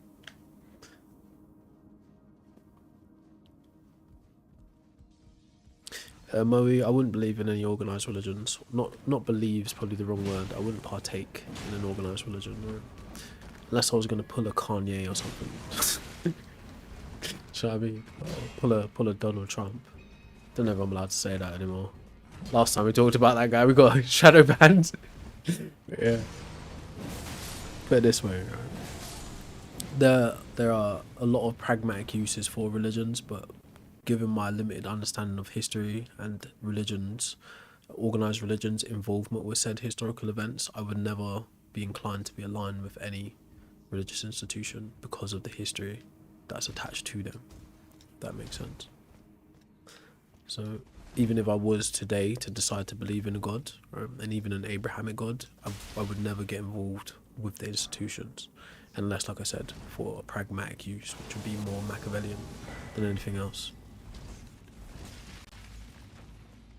Which probably isn't a good reason to get involved in religion. Probably not good news, but doesn't stop people from doing it all the time, right?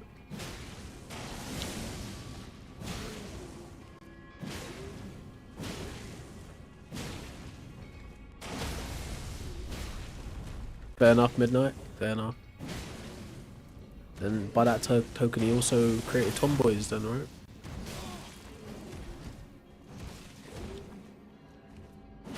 Checkmate. Sub Guile? Is it Guile? Was it? Is it Jill?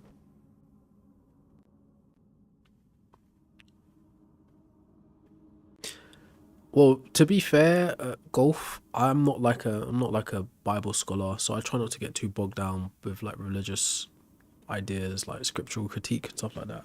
But I don't think there's actually evidence of Pontius Pilate unaliving Jesus either.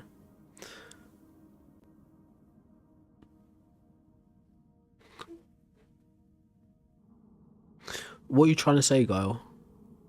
That whole like antagonist thing we went down was just about people. Put it this way: you could devise a devil in a God story or any kind of like God story through like an apologetic kind of way of smoothing out the kinks of the concept of God you're using. Dualistic ideas like mechaism, I think is the way you describe it, are already there in early Christianity, right? Dualistic ideas are already there in ancient human history, like the sun and the moon, cosmic opposing forces, right? Like this wolf that eats the moon in like in Nordic or Scandinavian culture. Like there are dualistic ideologies or configurations of gods already. But all I was trying to say is it's more likely to me that there's just one all-powerful God than that God having an opposing force, right? So people would devise the devil as an opposing force to smoothen out the fact that the God isn't showing up all good, so he does bad things, you know? So instead of them saying, hey, this all good God does bad things, no, that's the devil, that's the opposing force that does the bad things, right? Does that make sense?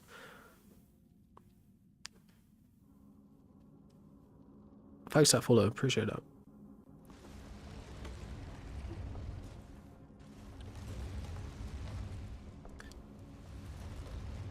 Well, personally, right, I don't try to explain where the universe comes from, right? I don't think neither scientists or theologians have a good enough understanding of those kinds of things to make certain claims. Natural science has definitely got a way better explanation than theology, but I don't think either. Like, like in the realm of just normal people, which I assume most of us are, right? Like non-philosophers, non-scientists, non-theologians, we can offer up ideas and like give those ideas, that ideation, to intelligent people, like be them scientists or philosophers or whatever, and have them look into our ideas. But us pretending that our ideas on how the universe came to be and how humans came to be are actually facts, I think that's ignorant. If that makes sense.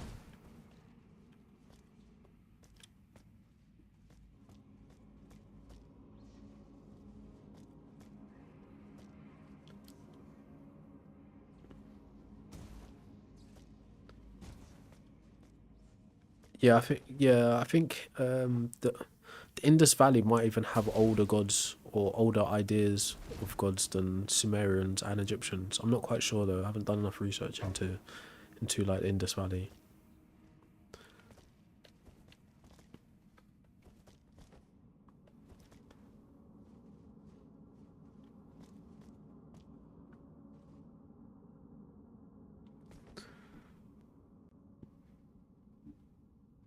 Alright, so golf. Can you say that in a different way? Because it got a little bit confusing towards the end, or maybe I'm just not tracking. Hey, thank you for the like, Joe. Appreciate that. Uh, oh, it's this guy. This guy's actually quite difficult. Snap.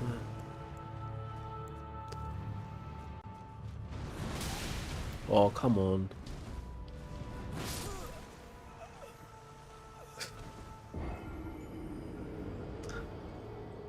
No, it's Elden Ring. It's Elden Ring.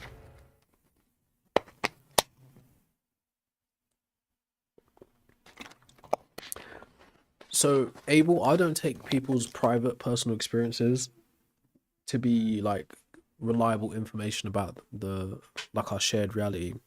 Now, it doesn't mean their private personal experiences aren't true and they didn't happen, but it's very difficult, right? This is what we talk about when people proclaim to have had divine revelation.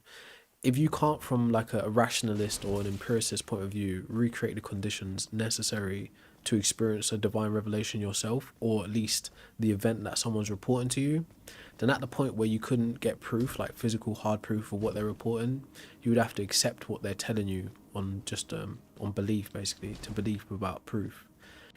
So if a hypothetical John goes down the shop and says, "Oh, I was abducted by aliens," and to John it's objectively true, that's his experience, that he was abducted by aliens, to him that's objectively true, but to me it doesn't align with what I find in reality, right? I don't find aliens, I don't find people being abducted.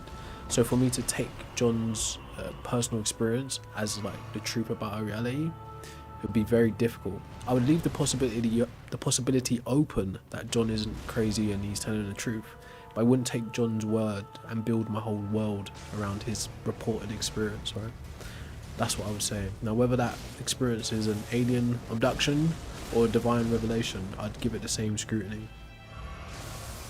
So that's what I think. But when the average person comes to you and says, "Oh, God told me to tell you this," I usually think of it more as like a narcissistic manipulation tool. That's me personally. But not everyone is out to hurt you, but a lot of people are. So you've got to remember that. Damn it, this boss is quite tough.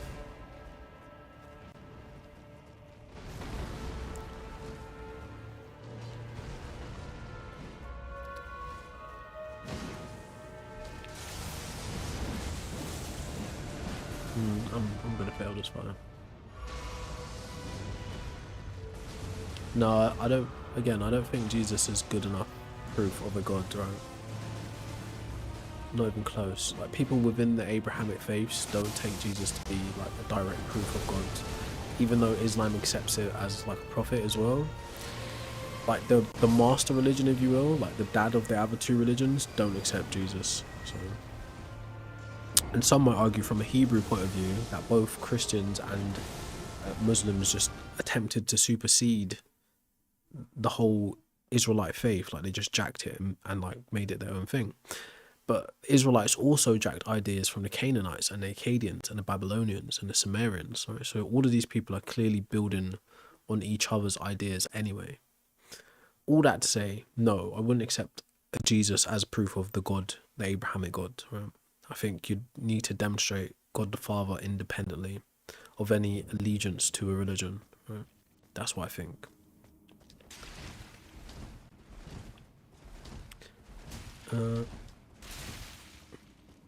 Say what? You can't hear me.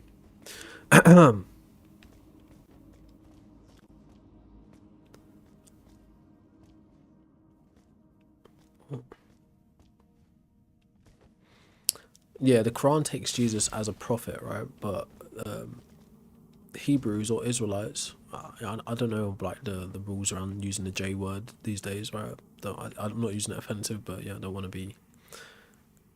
Hebrews don't take Jesus to be the Messiah that was predicted. Okay, so, and they are all three are within the Abrahamic faith, right? So, all I'm saying is, yes, it's obvious that people who subscribe to Christianity take Jesus to be more than just a man.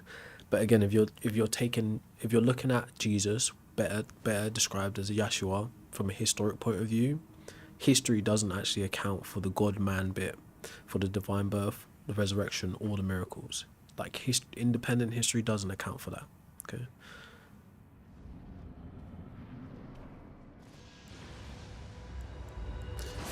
Oh my god. Ah, button pressed the wrong time, I'm dead. How did you survive? Wait for the ching.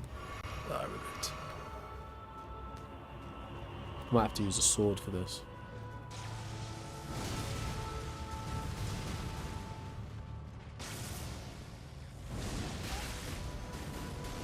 I think it'd be easier to fight Millennia than fighting this thing at this point. Ugly.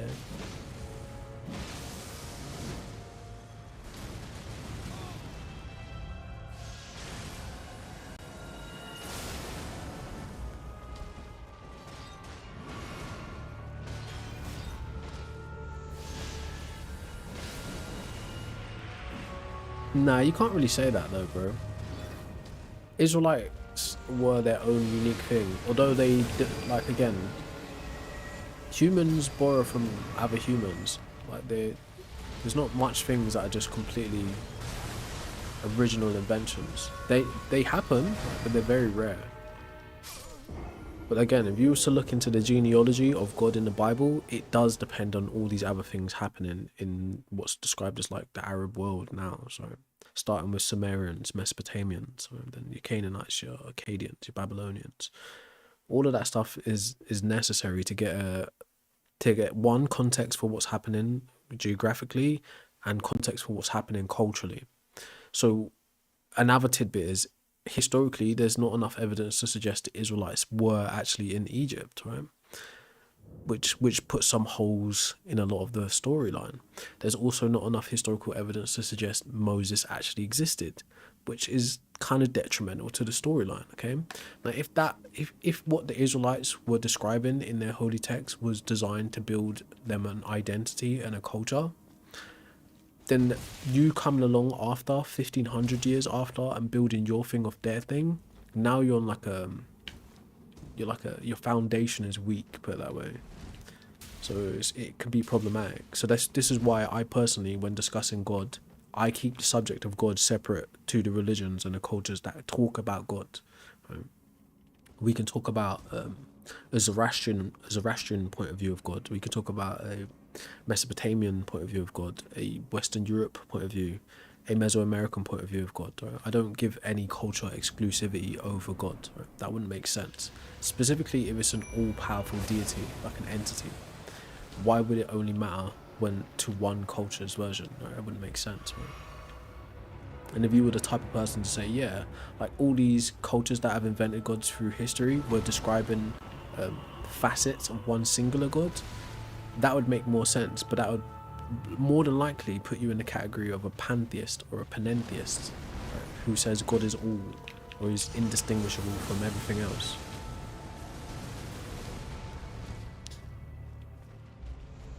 Yeah, I don't know about that. Testimonies are very difficult.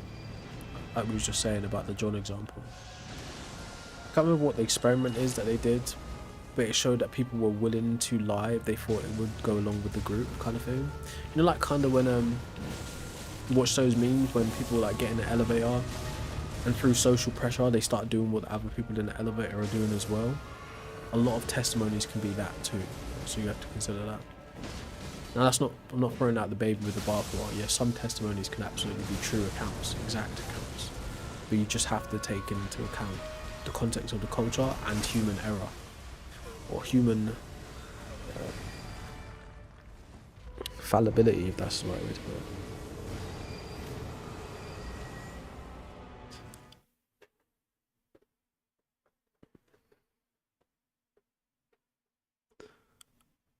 I've heard of that dude, Shafar. I've heard of that guy. You can't hear me over the game. Oh, I'm gonna come back to, yeah, I'll come back to this boss later. Anyways, I'm gonna go do Mog and Millennial. Dot, how do you know God is energy, right? What kind of energy?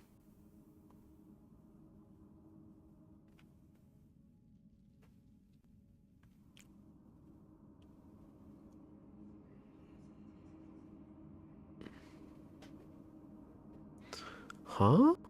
Alright, so I'm not quite sure. People, like, if you were speaking to me before while I was staring at the game having a fight, my bad. Like, now's a good time to say what you want to say while it's peaceful.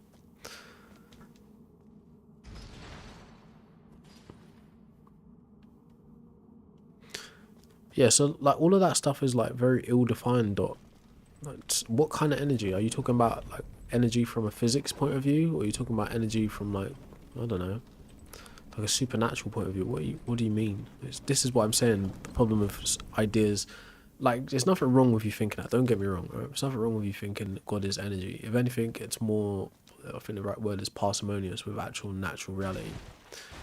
But because it's ill-defined in the first place, it's like, how do you differentiate God from something else, God from another substance? It's like it's just it's difficult, but it doesn't mean it's not true, but it's very difficult. So it's not, it's calling God energy is aligned with a pantheistic view, saying God is everything. So it wouldn't really be a biblical type of God, because that biblical type of God has a mind, it has agency. It's different. You can differentiate it from other things. You can know when it's acting versus just the universe itself. No one invented me, bro. My parents created my body, that's for sure. But I'm willing to take a gamble that your parents created your body too.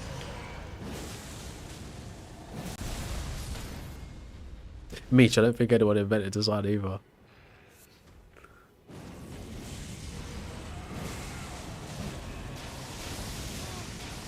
Oh, I'm dead.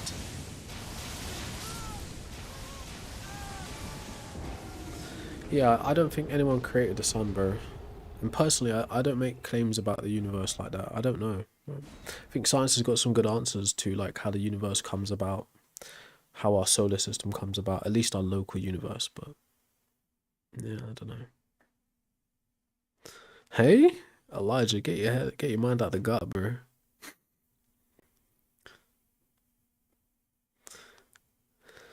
Well, hopefully you do pray for people and you actually take the power of prayer serious.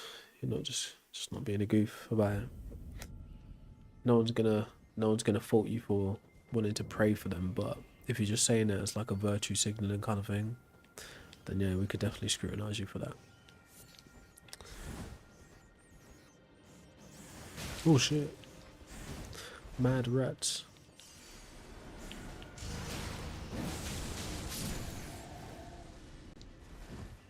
No, I don't think you have to see something in order for it to be there. I would grant that material things exist and immaterial things exist. So what do I mean when I say immaterial things? I'm talking about concepts, things like minds, right? We can't really verify a mind is there, but we have like a notion that we have a mind, for instance. Maybe a mind's a bad example. Immaterial things could be like logic, maths. Okay? They're not, unless you're like a nominalist, I think it is. But yeah, they're not like independent things. They're immaterial. So I don't think things have to have a physical representation in order for them to exist.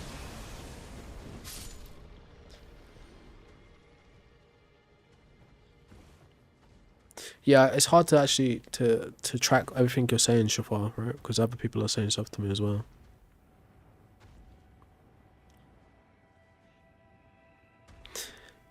So Shafar, right, from a historic point of view, if you study what happened in the Levant, right, I'm not sure if the Levant's the right word to use, but the now Middle East, you can clearly see, right, these nomadic tribes that are existing in this desert climate were engaging in what could be described as an arms race for a god of all gods. That means like the biggest, baddest god, okay? So yeah, some concepts of gods are going to be better, specifically when you've had hundreds of years to get ideas from other cultures, right? You don't have to come up with it all on your own. So yeah, some gods will be better conceptualized than others. But no god concept or religion that bears a god concept is flawless. Right? They're all fallible because they all come from human minds, bro.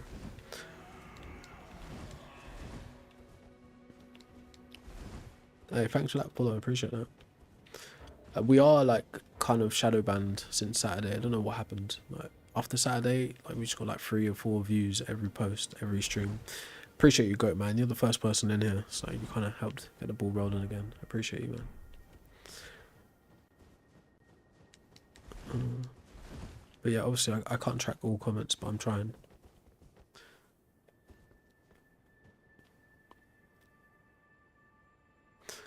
Well, thing is, Clint is right. If you're talking about religious power is very much like is a governance system. It's like, you know what a theocracy is.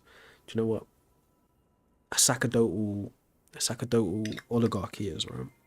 It's basically governmental power in the hands of clergymen. So from that point of view, in the historical context, yes, like religions have had lots of power, Abrahamic religions particularly, but it's not just Abrahamic religions that had a lot of power. In ancient Egypt, like the CULTs of the different temples, they had different dynastic power through their clergyman class too, right? So it lasts because of that, one, political influence and pull, and two, from imperialism, and three, from indoctrination as a child. Like most, like put it like this, right? There's a direct correlation between high education and irreligiousness. That means the higher your education is the less likely you are to participate in religions. But most people's conversions happen through birth, not through reason. There are adults that convert to religions. They may have their individual reasons for doing so, but it's a lot less likely than being born into a religion and being convinced that way, or being born into a country that is already established with a religion, like e.g. the Roman Empire or the Islamic Empire, etc. The more I'm finding out about history, even Judaism and the Israelites had quite a significant ruling period of time in Europe, right? So in Russia and stuff like that. So those are the kinds of things that help perpetuate religion across time, not necessarily the veracity of the religion. It's like the cultural context of the religion. What's up, that guy?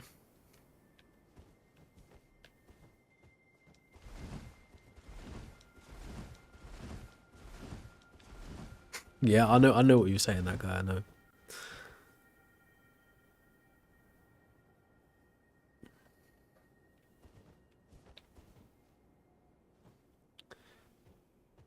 Yeah, I get what you're saying, go for it, but that's kind of like a nihilistic view on history, right? Just because you're not there, you weren't there, it doesn't mean you just throw it away, right? Some accounts of history are more reliable than others. That's just the way it is. But again, like I said, if you're gonna care about history, then you have to be holistic. You have to be vigilant with the sources. Try and get different people's takes on the same event, the same era. Like if you like looking at 16th century France, you want to get different people's opinions on what's happening there. You want to get people's opinions that are on islands and stuff. People are in Northern Africa. Same thing if you want to get a holistic view of ancient Greece, you need to know what's going on in Northern Africa and in Rome. Like, you need different points of view to understand the context of history.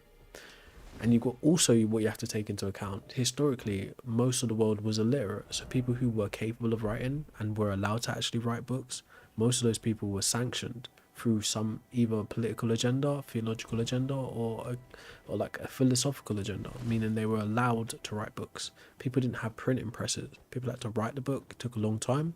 Then other people had to convert that book to other books and language as well. So those are things you have to take into consideration if you're being somewhat scholastic about history, right? It's not just Jane said this in 1974, therefore what Jane says absolutely happened. No, we've got to cross-reference what Jane is saying with other events in 19 whatever year I just said. Yeah, I do think there's a possibility. But I also am trying to learn more. I don't see a problem with that. I'm what you would call an agnostic atheist, so I leave the possibility open for the unknown. I leave the door open for the unknown, but I'm atheist to the ideas that have been presented to me so far, which is pretty much the ones we're discussing. That's a good point, Cougar. But I wouldn't even put science in the same bag as theology. Not even close.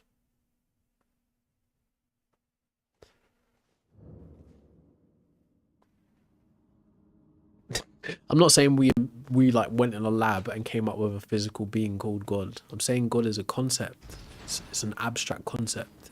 It doesn't have a physical, or put it this way, there's no evidence that it's an independent entity. So put it this way, all concepts require minds. At least I think so.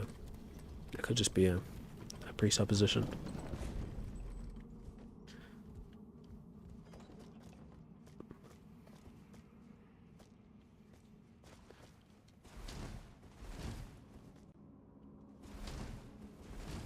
What are the two agendas before for allow you to get that off go for it? Because me, I find when people do that is like presenting a false dichotomy. What are the two agendas that are at play? Why can't I be an independent?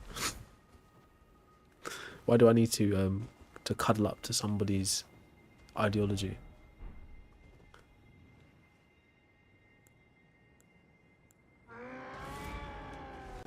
Thanks for that follow, Kogo or Kugo.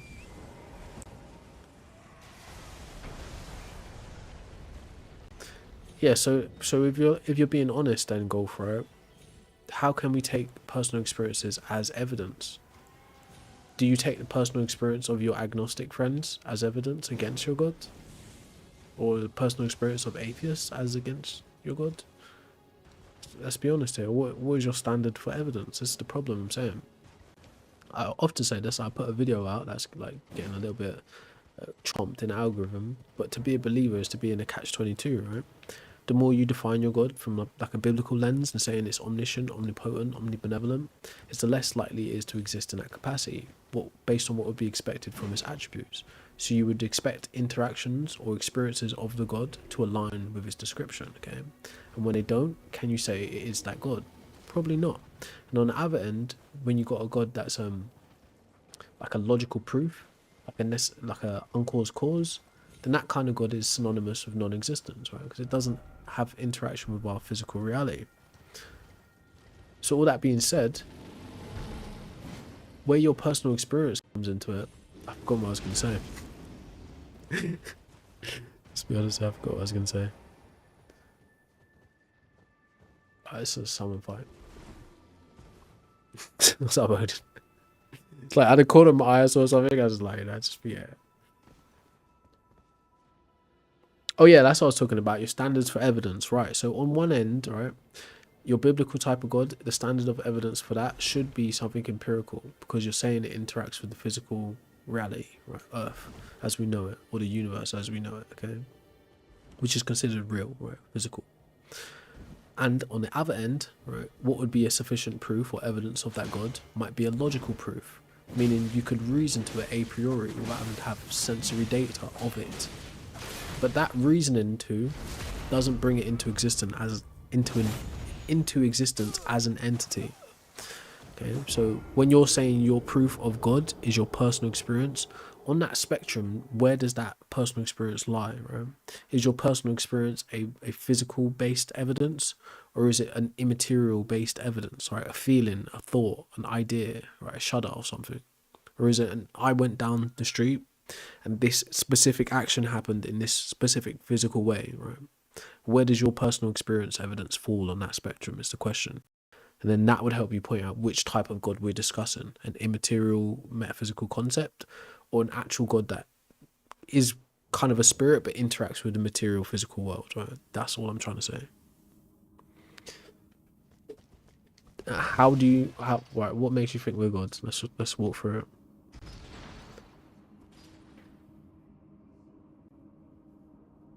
I don't know, Clinks, right? I don't know. I think, like I was just describing, the two different types of gods, right? Like a God that interacts with our physical reality and a God that doesn't. If it was a God that interacts with our physical reality, the evidence for that God would have to defeat all competing hypotheses. It would need to be mind independent. It would need to be universal of culture, right? So it's not specifically unfolding to one group of people. It would need to be. So I'm giving you my grounds of like evidence of a God that interacts with the material world. So it would need to be beyond cultural barriers. It would need to be mind independent. It would need to defeat all other naturalistic hypotheses. And there's one last thing that I've forgotten.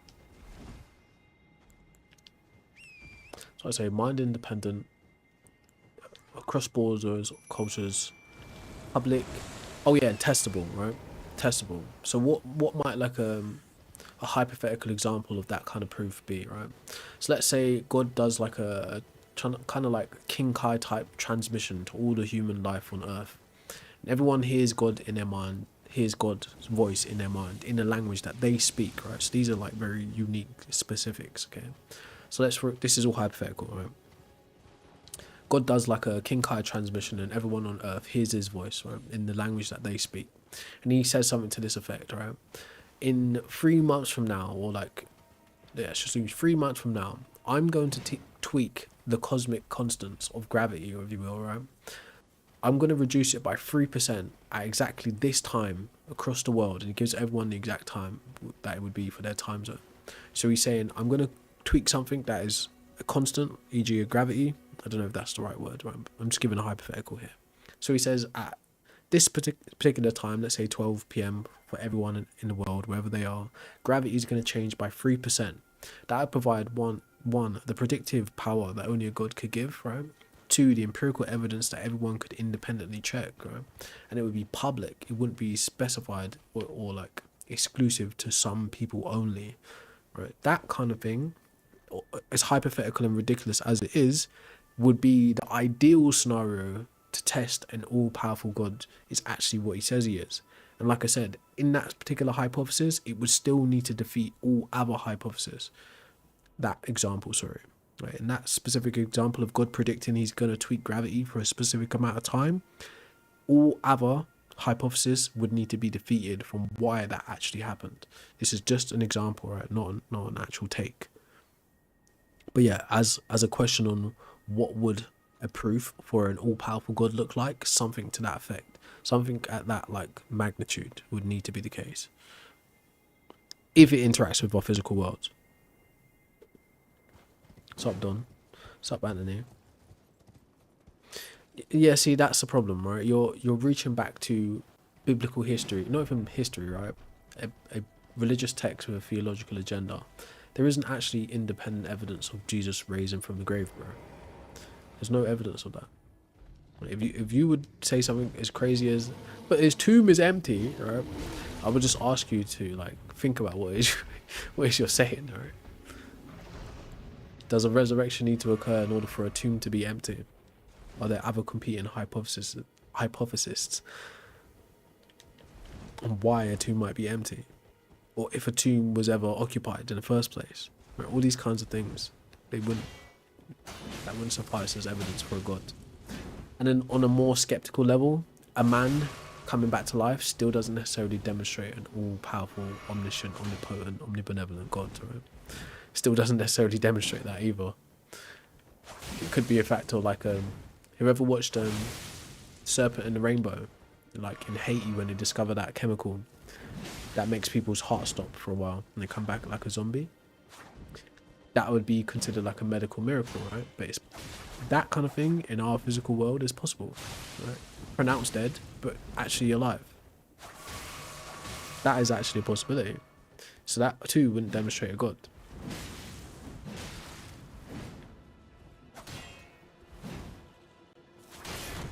All cooked. But yeah, all my silly like ridiculous example aside, the evidence for a God that interacts with a physical material world would have to be really unbeatable, right? It's just like it needs to cover all bases. But again, if your concept of God is like it's like some immaterial, spiritual or metaphysical framework, then that type of proof would just be a logical proof. Like it would have to be logical that in all possible worlds this thing is what it is. But even that doesn't necessarily bring it into existence. It just functions as a mental framework.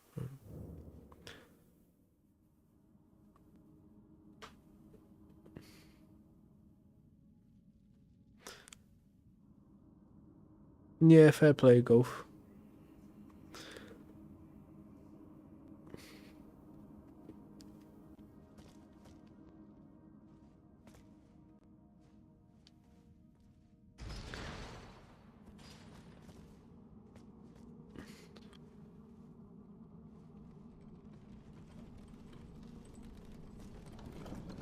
That's a very good point, Cosmic. But yeah, I was just thinking on the fly in terms of like examples that might stand as proof, right? So that's a very good point.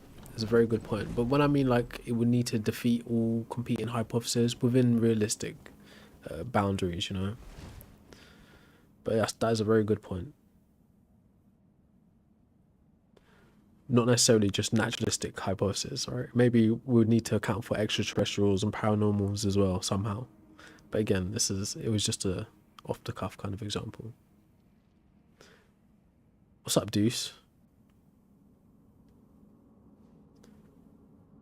I'll get around to Hume eventually. I'm not a philosopher. I'm like self-studying, so it's gonna take me a while without tutelage. So I'll get there eventually. People have recommended Hume already. What's up, Xander? Yeah, deistic God seems probable as well. Well, not probable, but possible. What's up, Liquid? Deistic God definitely seems possible.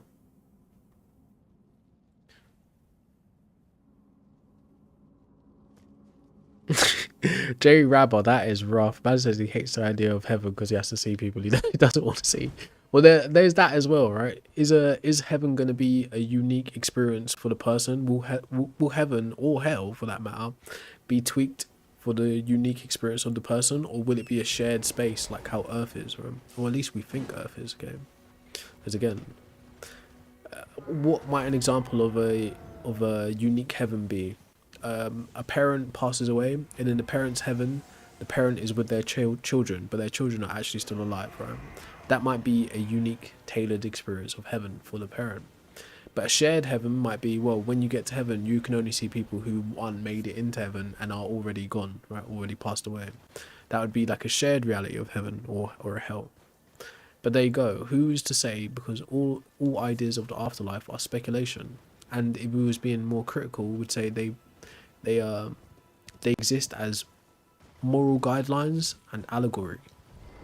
You know, like think of an ancient Egyptian idea of the afterlife, like having your heart weighed by a feather. That serves a practical purpose, like a guideline for how you should live in life, right? But whether it's possible to actually have your heart weighed by a feather is you know, is questionable at best.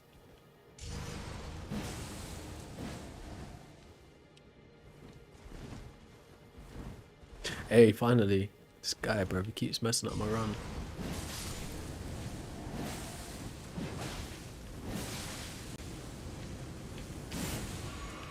Ah, he cheat. He's got me. He's just gonna parry.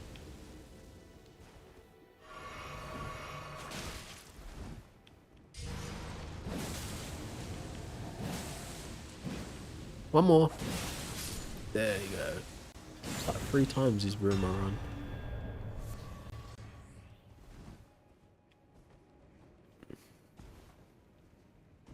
Well, see, the thing is, right? This is why I don't really engage in myths based in religions, right? Individual religions. Because how can you have certainty about something like the afterlife while you're alive, right? All of this is clearly a story.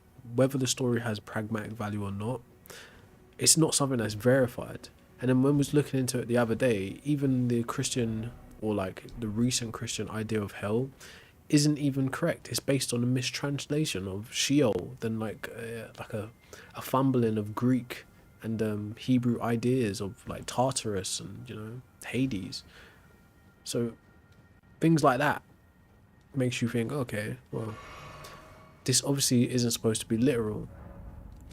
So like how we get into hellfire, and like yeah, like these things are built on people's imagination and ideas. Whether it's pragmatic or not is a different question.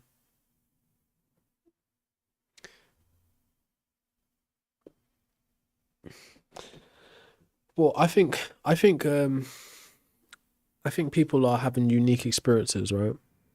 So based on people having unique experiences, it's hard to say. Like, actually, I put it this way: based on me thinking humans are having unique experiences, I don't take them to be inanimate objects like hammers or tools. Therefore, I can't say with any certainty that they have a purpose that's predefined or predetermined. I think their subjective experiences individually is what's deciding their overall purpose, not necessarily that someone's programmed the purpose into them.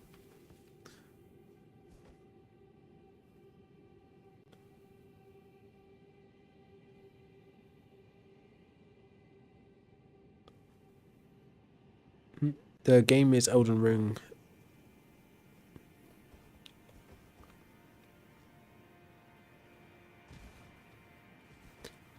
Yes, no, the idea of hell, I think through the King James version, was a translation of Sheol. But that takes 4 different elements or 4 different ideas and mangles them into one hell.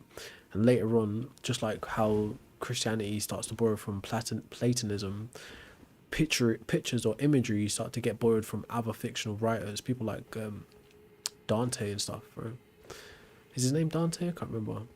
But yeah, they start to borrow imagery and ideas and interpret text through a certain lens. But the Hebrew translation of Sheol isn't hell like how people imagine it today.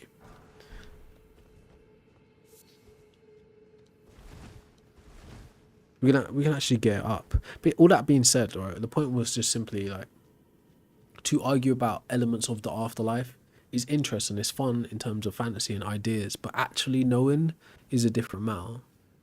Do you know? Actually knowing there's one, an afterlife, and two, what an afterlife entails, it's pure conjecture and speculation.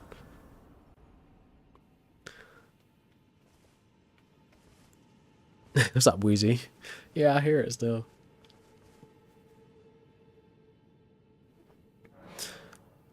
Yeah, so there's the grave, and then there's like a pile of bones. It's like a dung heap or something weird like that.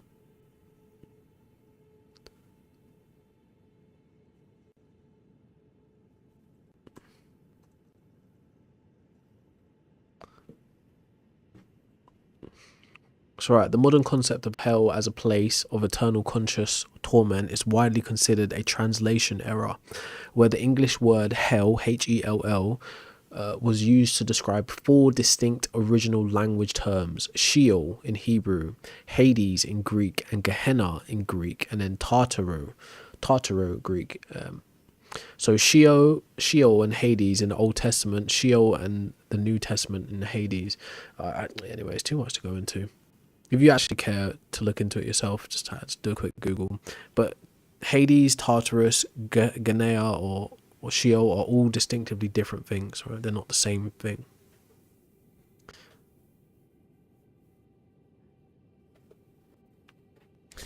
What do you mean by sentient, BZ? Do you mean like the whole singularity theory? What's up, Liquid?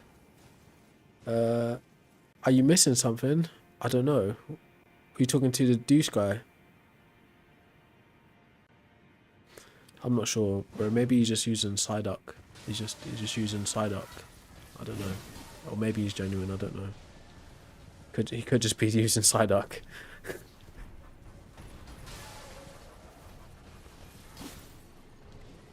I don't think well, some people think certainty is a possibility. I'd say within like formalized processes like maths, like an equation, then you can have certainty as to the outcome of the said equation. But as broad topics like existence and like knowledge, the nature of knowledge, what knowledge even is, I don't know if certainty is a possibility.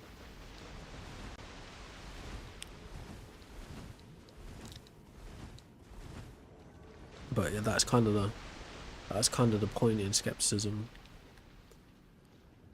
Right, let's just run through. It's a monster. Oh, it's you.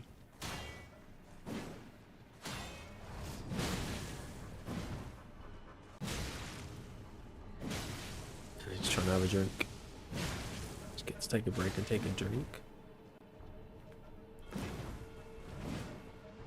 Oh, he got me.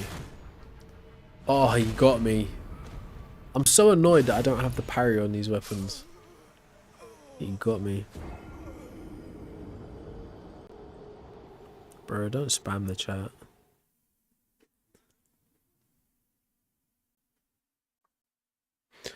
Possibly Deuce, right? But again, I'm not a philosopher. I'm a self-study and I'm a noob too. So there's lots of context and tools I don't really have yet.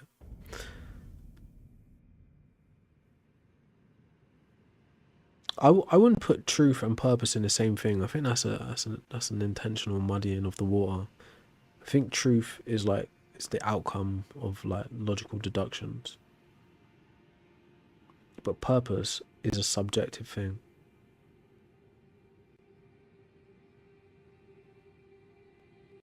Yeah, I just told you how we can define something as true. And then in simpler terms, true would be what aligns with what's found in reality, meaning it's not imagined. In simpler terms, what is considered true is what aligns with reality.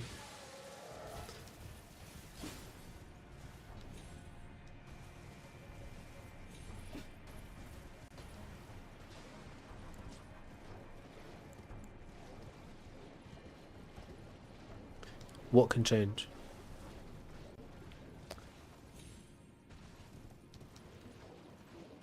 I haven't decided. I've got a bunch of different games on the go. I'm trying to finish Dark Souls 3.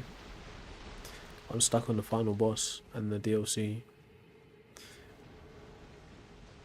I really don't know. Any recommendations on PS4? Yeah, so like I said, I feel like you're doing like a theological conflation. Truth and purpose ain't the same thing.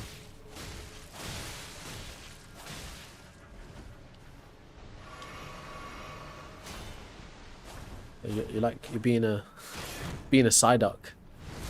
Damn it, one shot you.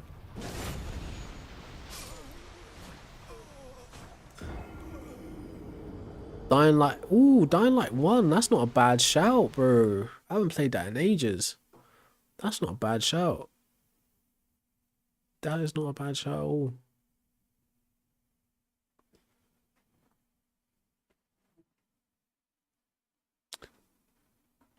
Yeah, so I don't find the relevance of your question, bro. I don't see it as relevant to the conversation. That's your own personal hang up. Whether life has a purpose or not makes no difference to your current predicament, which is that you exist. Right? It's whether you decide to torture yourself with trying to know if it does have a purpose, or if it even matters to have a purpose in the first place. That's entirely up to you. Me, I don't see any proof of there being an objectively true purpose to life. I don't see that. Now there could be one, there absolutely could be one, but I just don't see it.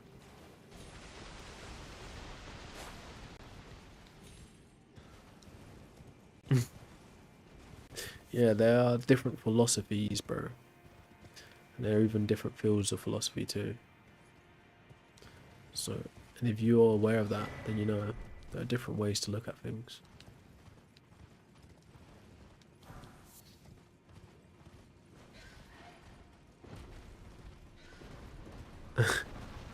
So Echo, why don't you walk us through that? What does that entail? What is a heavenly love that you can feel in your heart? Oh, I jumped down the wrong place, didn't I? Nope.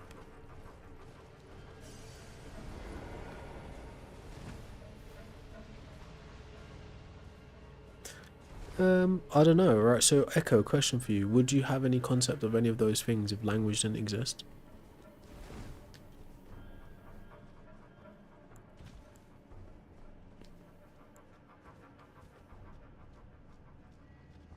Who's just gooning?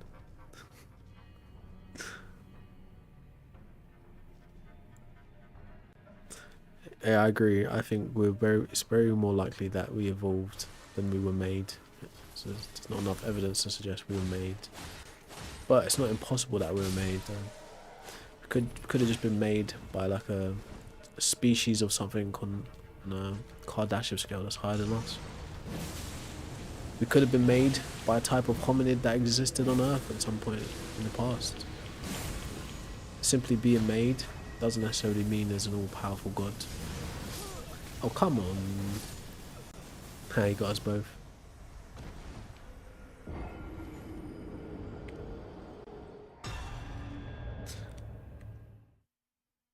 I mean, that's one way to look at it. I don't want to say your name because it looks like a swear word. That's one way to look at it. If some people try to reconcile it as like life just being a test for the afterlife. Again, personally, I don't know for certain, so I don't make any claims about what the meaning of life or the purpose of life is.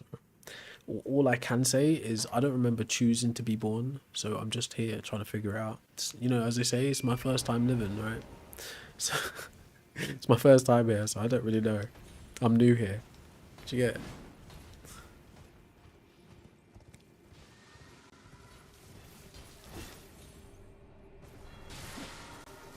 Yeah, soccer is it's supposed to be, but the thing is, like, the more I'm learning about philosophy, there's like it's described as continental philosophy and analytical philosophy. Different thinkers in the past have provided different insights about things, how to think, tools for understanding, even opening up whole new fields of inquiries. Some might even argue every type of science that we have today was once just a field of thought in philosophy. So when people have this idea that their way is the right way to do things, they're actually abandoning the true idea of what philosophy was supposed to be in the first place. But it doesn't mean there aren't very much objective tools within philosophical frameworks. There are some, but it always comes back to what is your view? What's your individual view on a matter? How much do you know? How much do you know and choose to negate? That matters too. So it's never ending. There's no as far as I know, right, there could be some like secret cabal somewhere where they've got the answer to everything in the world. But as far as I know, there's no theory of everything that accounts for absolutely everything. There could be, but I've not come across it. Maybe Icarus, maybe. But again, like, I don't like to torture myself with those kinds of ideas, because it's not that it's impossible to ever know. It's just that any direction you go looking in for an answer to like what is the purpose of life, what is the meaning of life, would always be external, you know. So, not that there's anything wrong with that, but what you could end up thinking is the purpose of life is really someone else's purpose for your life, or the meaning someone else has assigned to your life. Kind of like the religiosity bit. So I don't like to torture myself like that. I do ask why though. I often ask why life at all, but I haven't come up with the answer for that.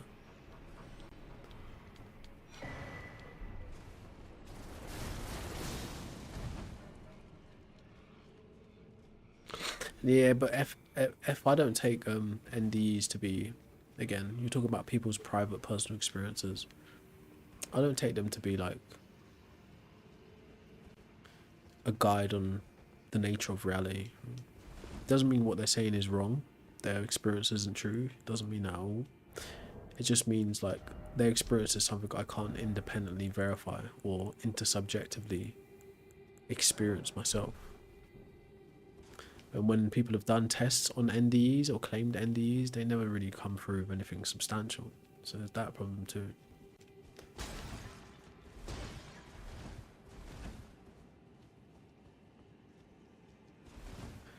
Well, yeah, the illusion of individuality, maybe, right?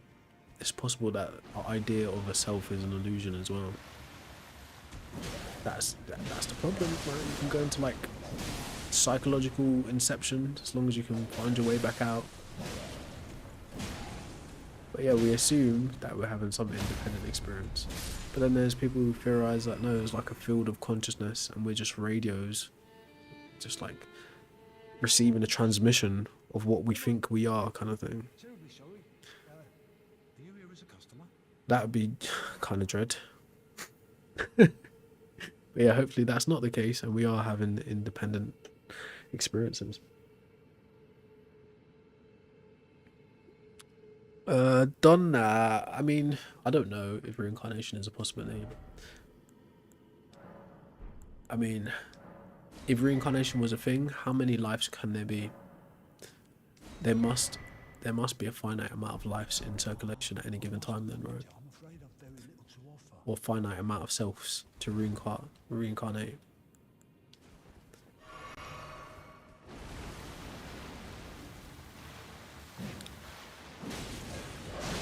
This cave's so annoying.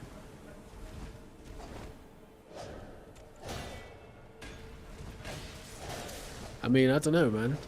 If I get to pick my character, you know, like pick my attributes, I won't mind giving life a second shot. If it was like, yeah, actually, you know, step up to the randomizer. You could get lucky, you could get unfortunate, or you could just have nothing. Then, depending on how I was feeling that day, I might just take nothing.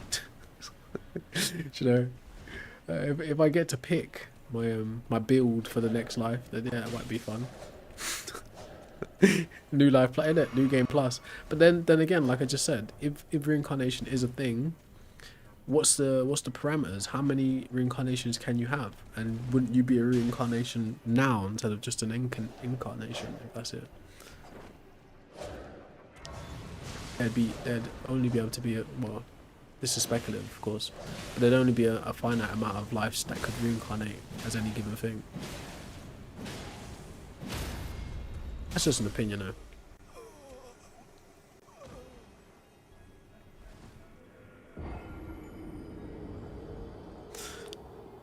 The game is Elden Ring. It's like you get a choice being a butterfly or a slug. Like, what, no mammal? Nope.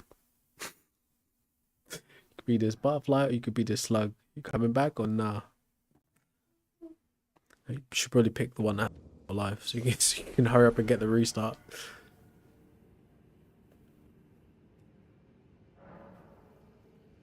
Yeah, I've heard about that as well, Matthew.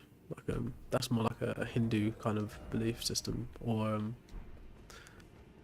I think there's like a word to surmise the whole region. A Vedic kind of viewpoint, maybe.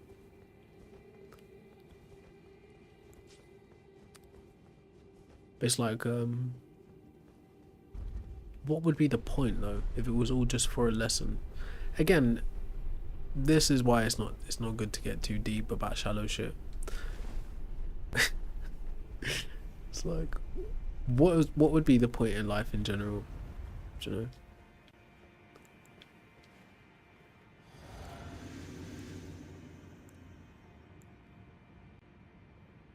Yeah, I think God is something we made up for a variety of reasons.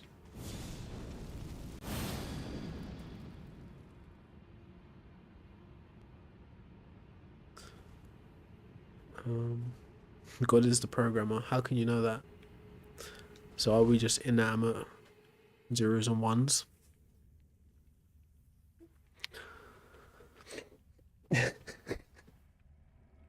Anyways, I was it's getting lost in thought there.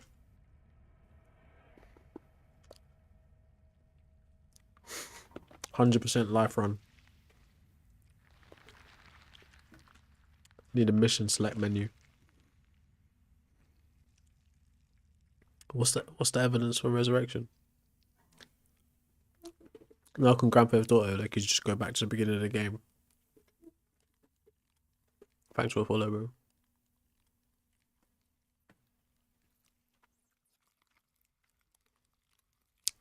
In the cut tricks. That was effed up. It's Elden Ring.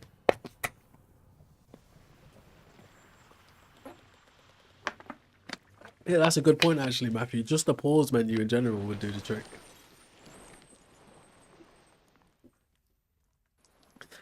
Instead of you giving me 7 pieces, Leo, just give me your strongest piece of evidence for resurrection. New game 7, man. That's you got XP like a motherfucker. It's like, you know, people are into spirituality and all that. They'll be like, you got an old soul. So it means you've been here before, kind of thing. I don't personally buy into that, but kind of cool.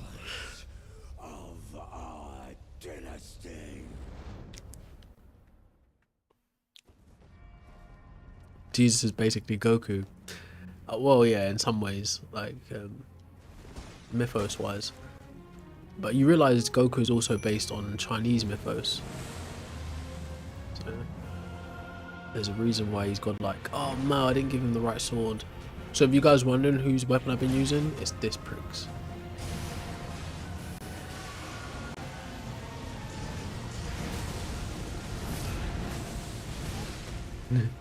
His weapon doesn't work well against him, if he's wondering.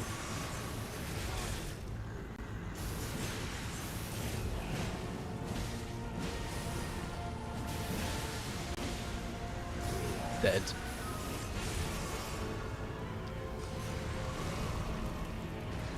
Oh yeah.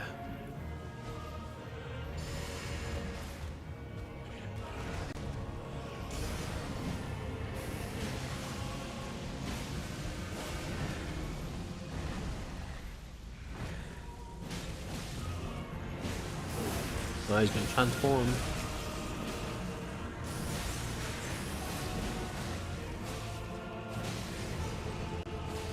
No, get back! Quick! No, it's just too slow. Could have one-shotted him. It's just too slow on that.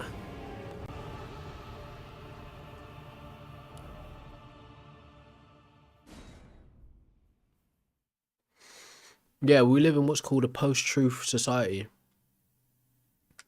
From a political point of view. From a sociological point of view. but not necessarily from like a logical point of view. That's a good point, Matthew. Yeah, it is actually. Like when I was a kid, right, I used to watch Dragon Ball Z a lot. Like my dad and my older brother and my cousin and that, they used to like analogize, like philosophize over stories in Dragon Ball Z. I kind of vaguely remember some of the like interpretations. But yeah, there are definitely interesting things in there. In most stories, anyway. There's value in nearly all stories if you look close enough.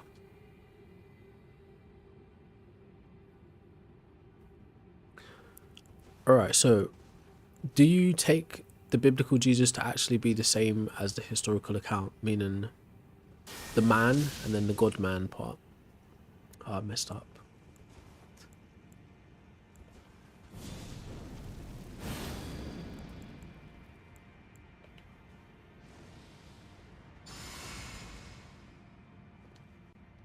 I don't even know who Pantera is, bro.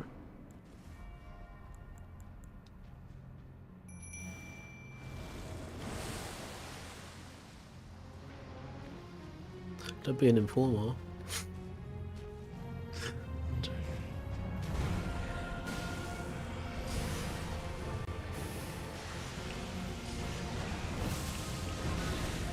That's my own fault, that one.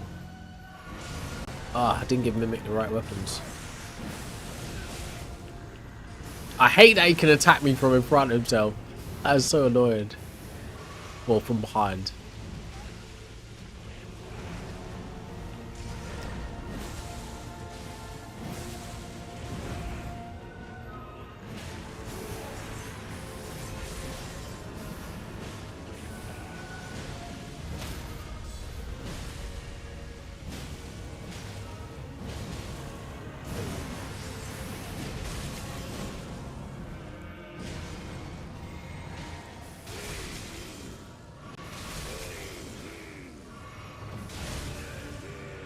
See. Excuse my language, sorry. But I was playing on the internet.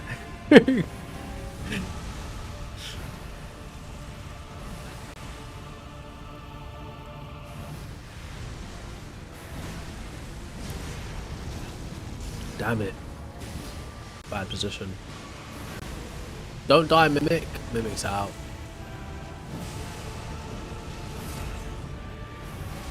Oh, we're dead. I need a rematch.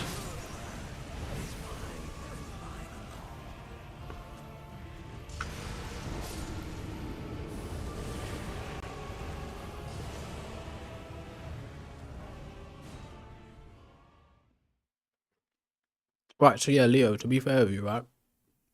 Try rolling his jokes. You're right, but yeah. To be fair with you, historical Jesus, there's no evidence of a resurrection taking place, or even a crucifixion actually, for the historical guy called Yeshua. Well, as far as I know, actually, I could be wrong on that last one, but there's definitely no evidence of the resurrection. Was that a ghost you? Nope. Present it, Jeremiah. Present it, bro. I feel like I did that already. Let's give Mimic this sword instead.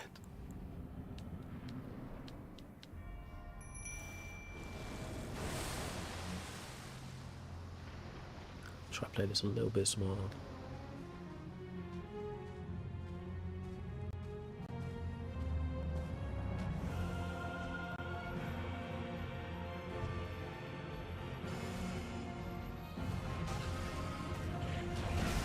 Shame.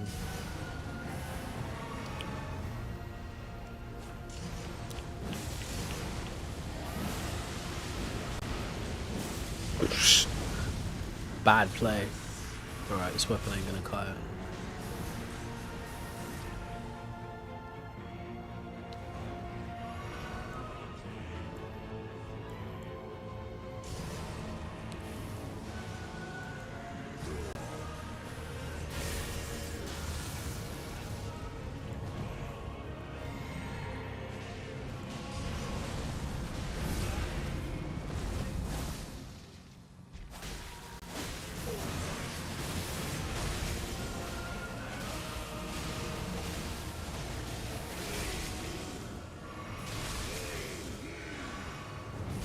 Oh, if I'd have got in Mimic Space.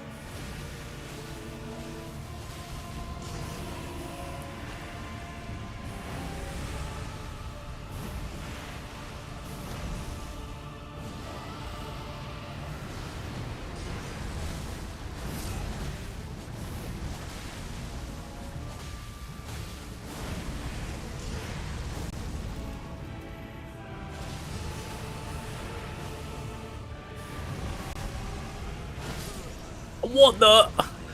I was doing well there, so. He's glad, yeah. I'm gonna give this one more try, then I'm gonna shut it down.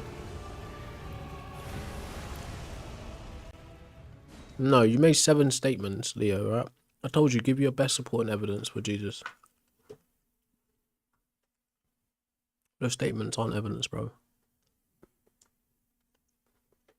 No, Josephus' entry on Jesus is considered to be a forgery. But you don't have to take that, right? Even if his entry wasn't a forgery, it still doesn't necessarily prove the divinity of a Jesus.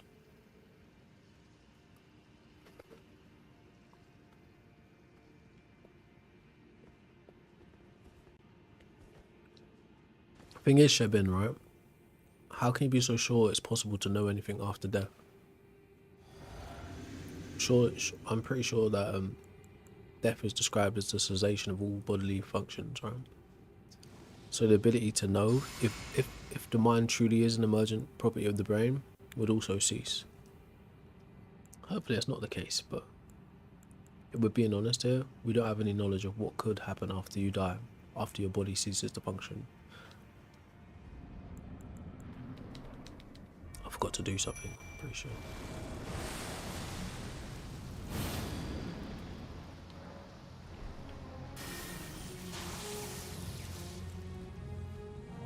Now, we could get Mimic to do that Lord's Hill at the right time. That'd be really useful. Okay, he does the floor, bro. It's got too much area damage.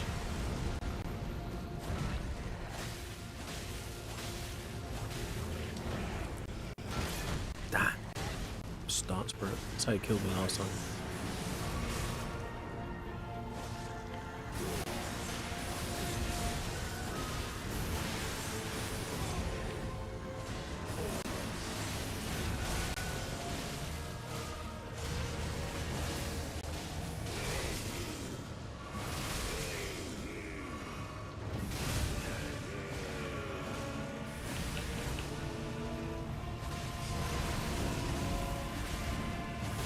Oh, what the frig?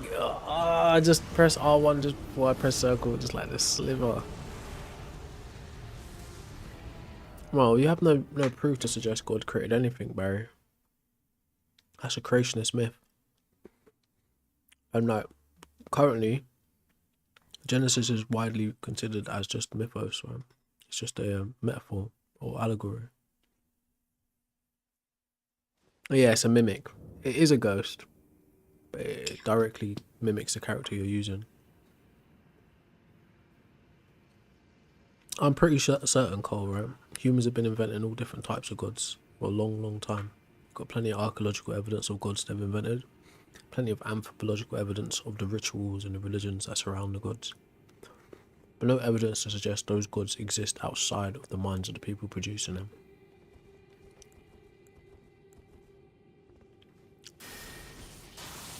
But doesn't mean there isn't a possibility that there's a god. There's definitely a possibility. It's not the ones that these people are talking about.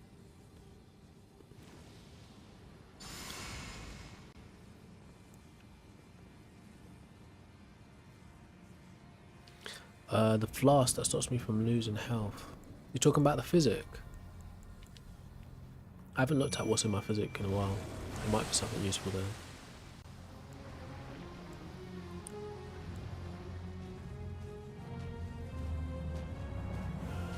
I think my physics geared towards fire damage. Oh no.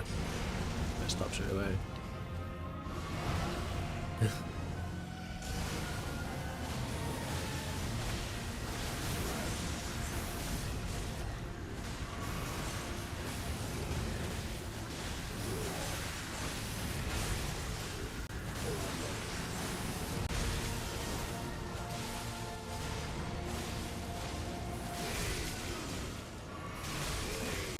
Oh, that might kill me.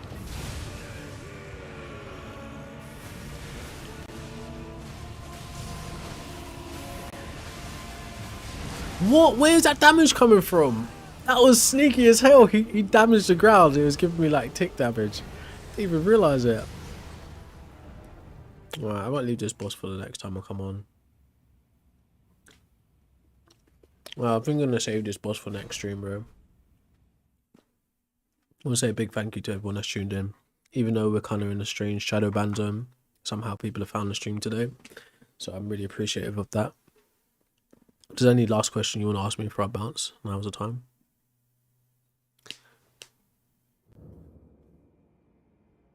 A clear map on how modern religion came to be. What was that? What was that, Matthew?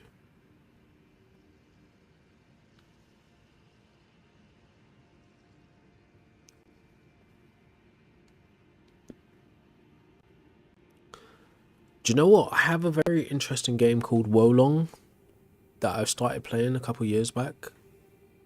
One more try. Yeah, go on then. Go on then. One last try.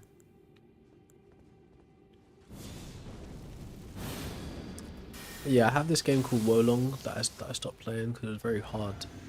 So I'm willing to play that again on stream if people are interested. Well, I've never played it on live stream. What's up, Juan? How you doing, bro?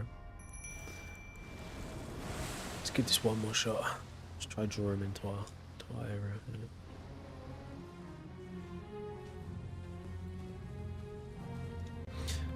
A good, actually, that's not a bad idea though, Matthew. Like making a graphic for the history of religions and gods. That's not a bad idea at all. Like a very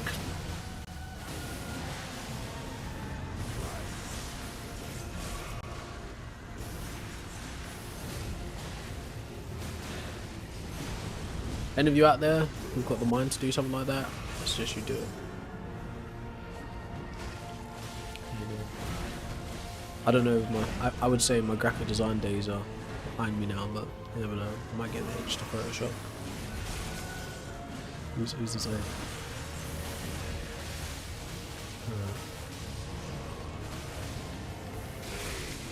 Oh, I drank too late.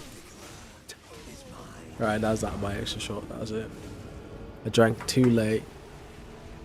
Yeah, Notion.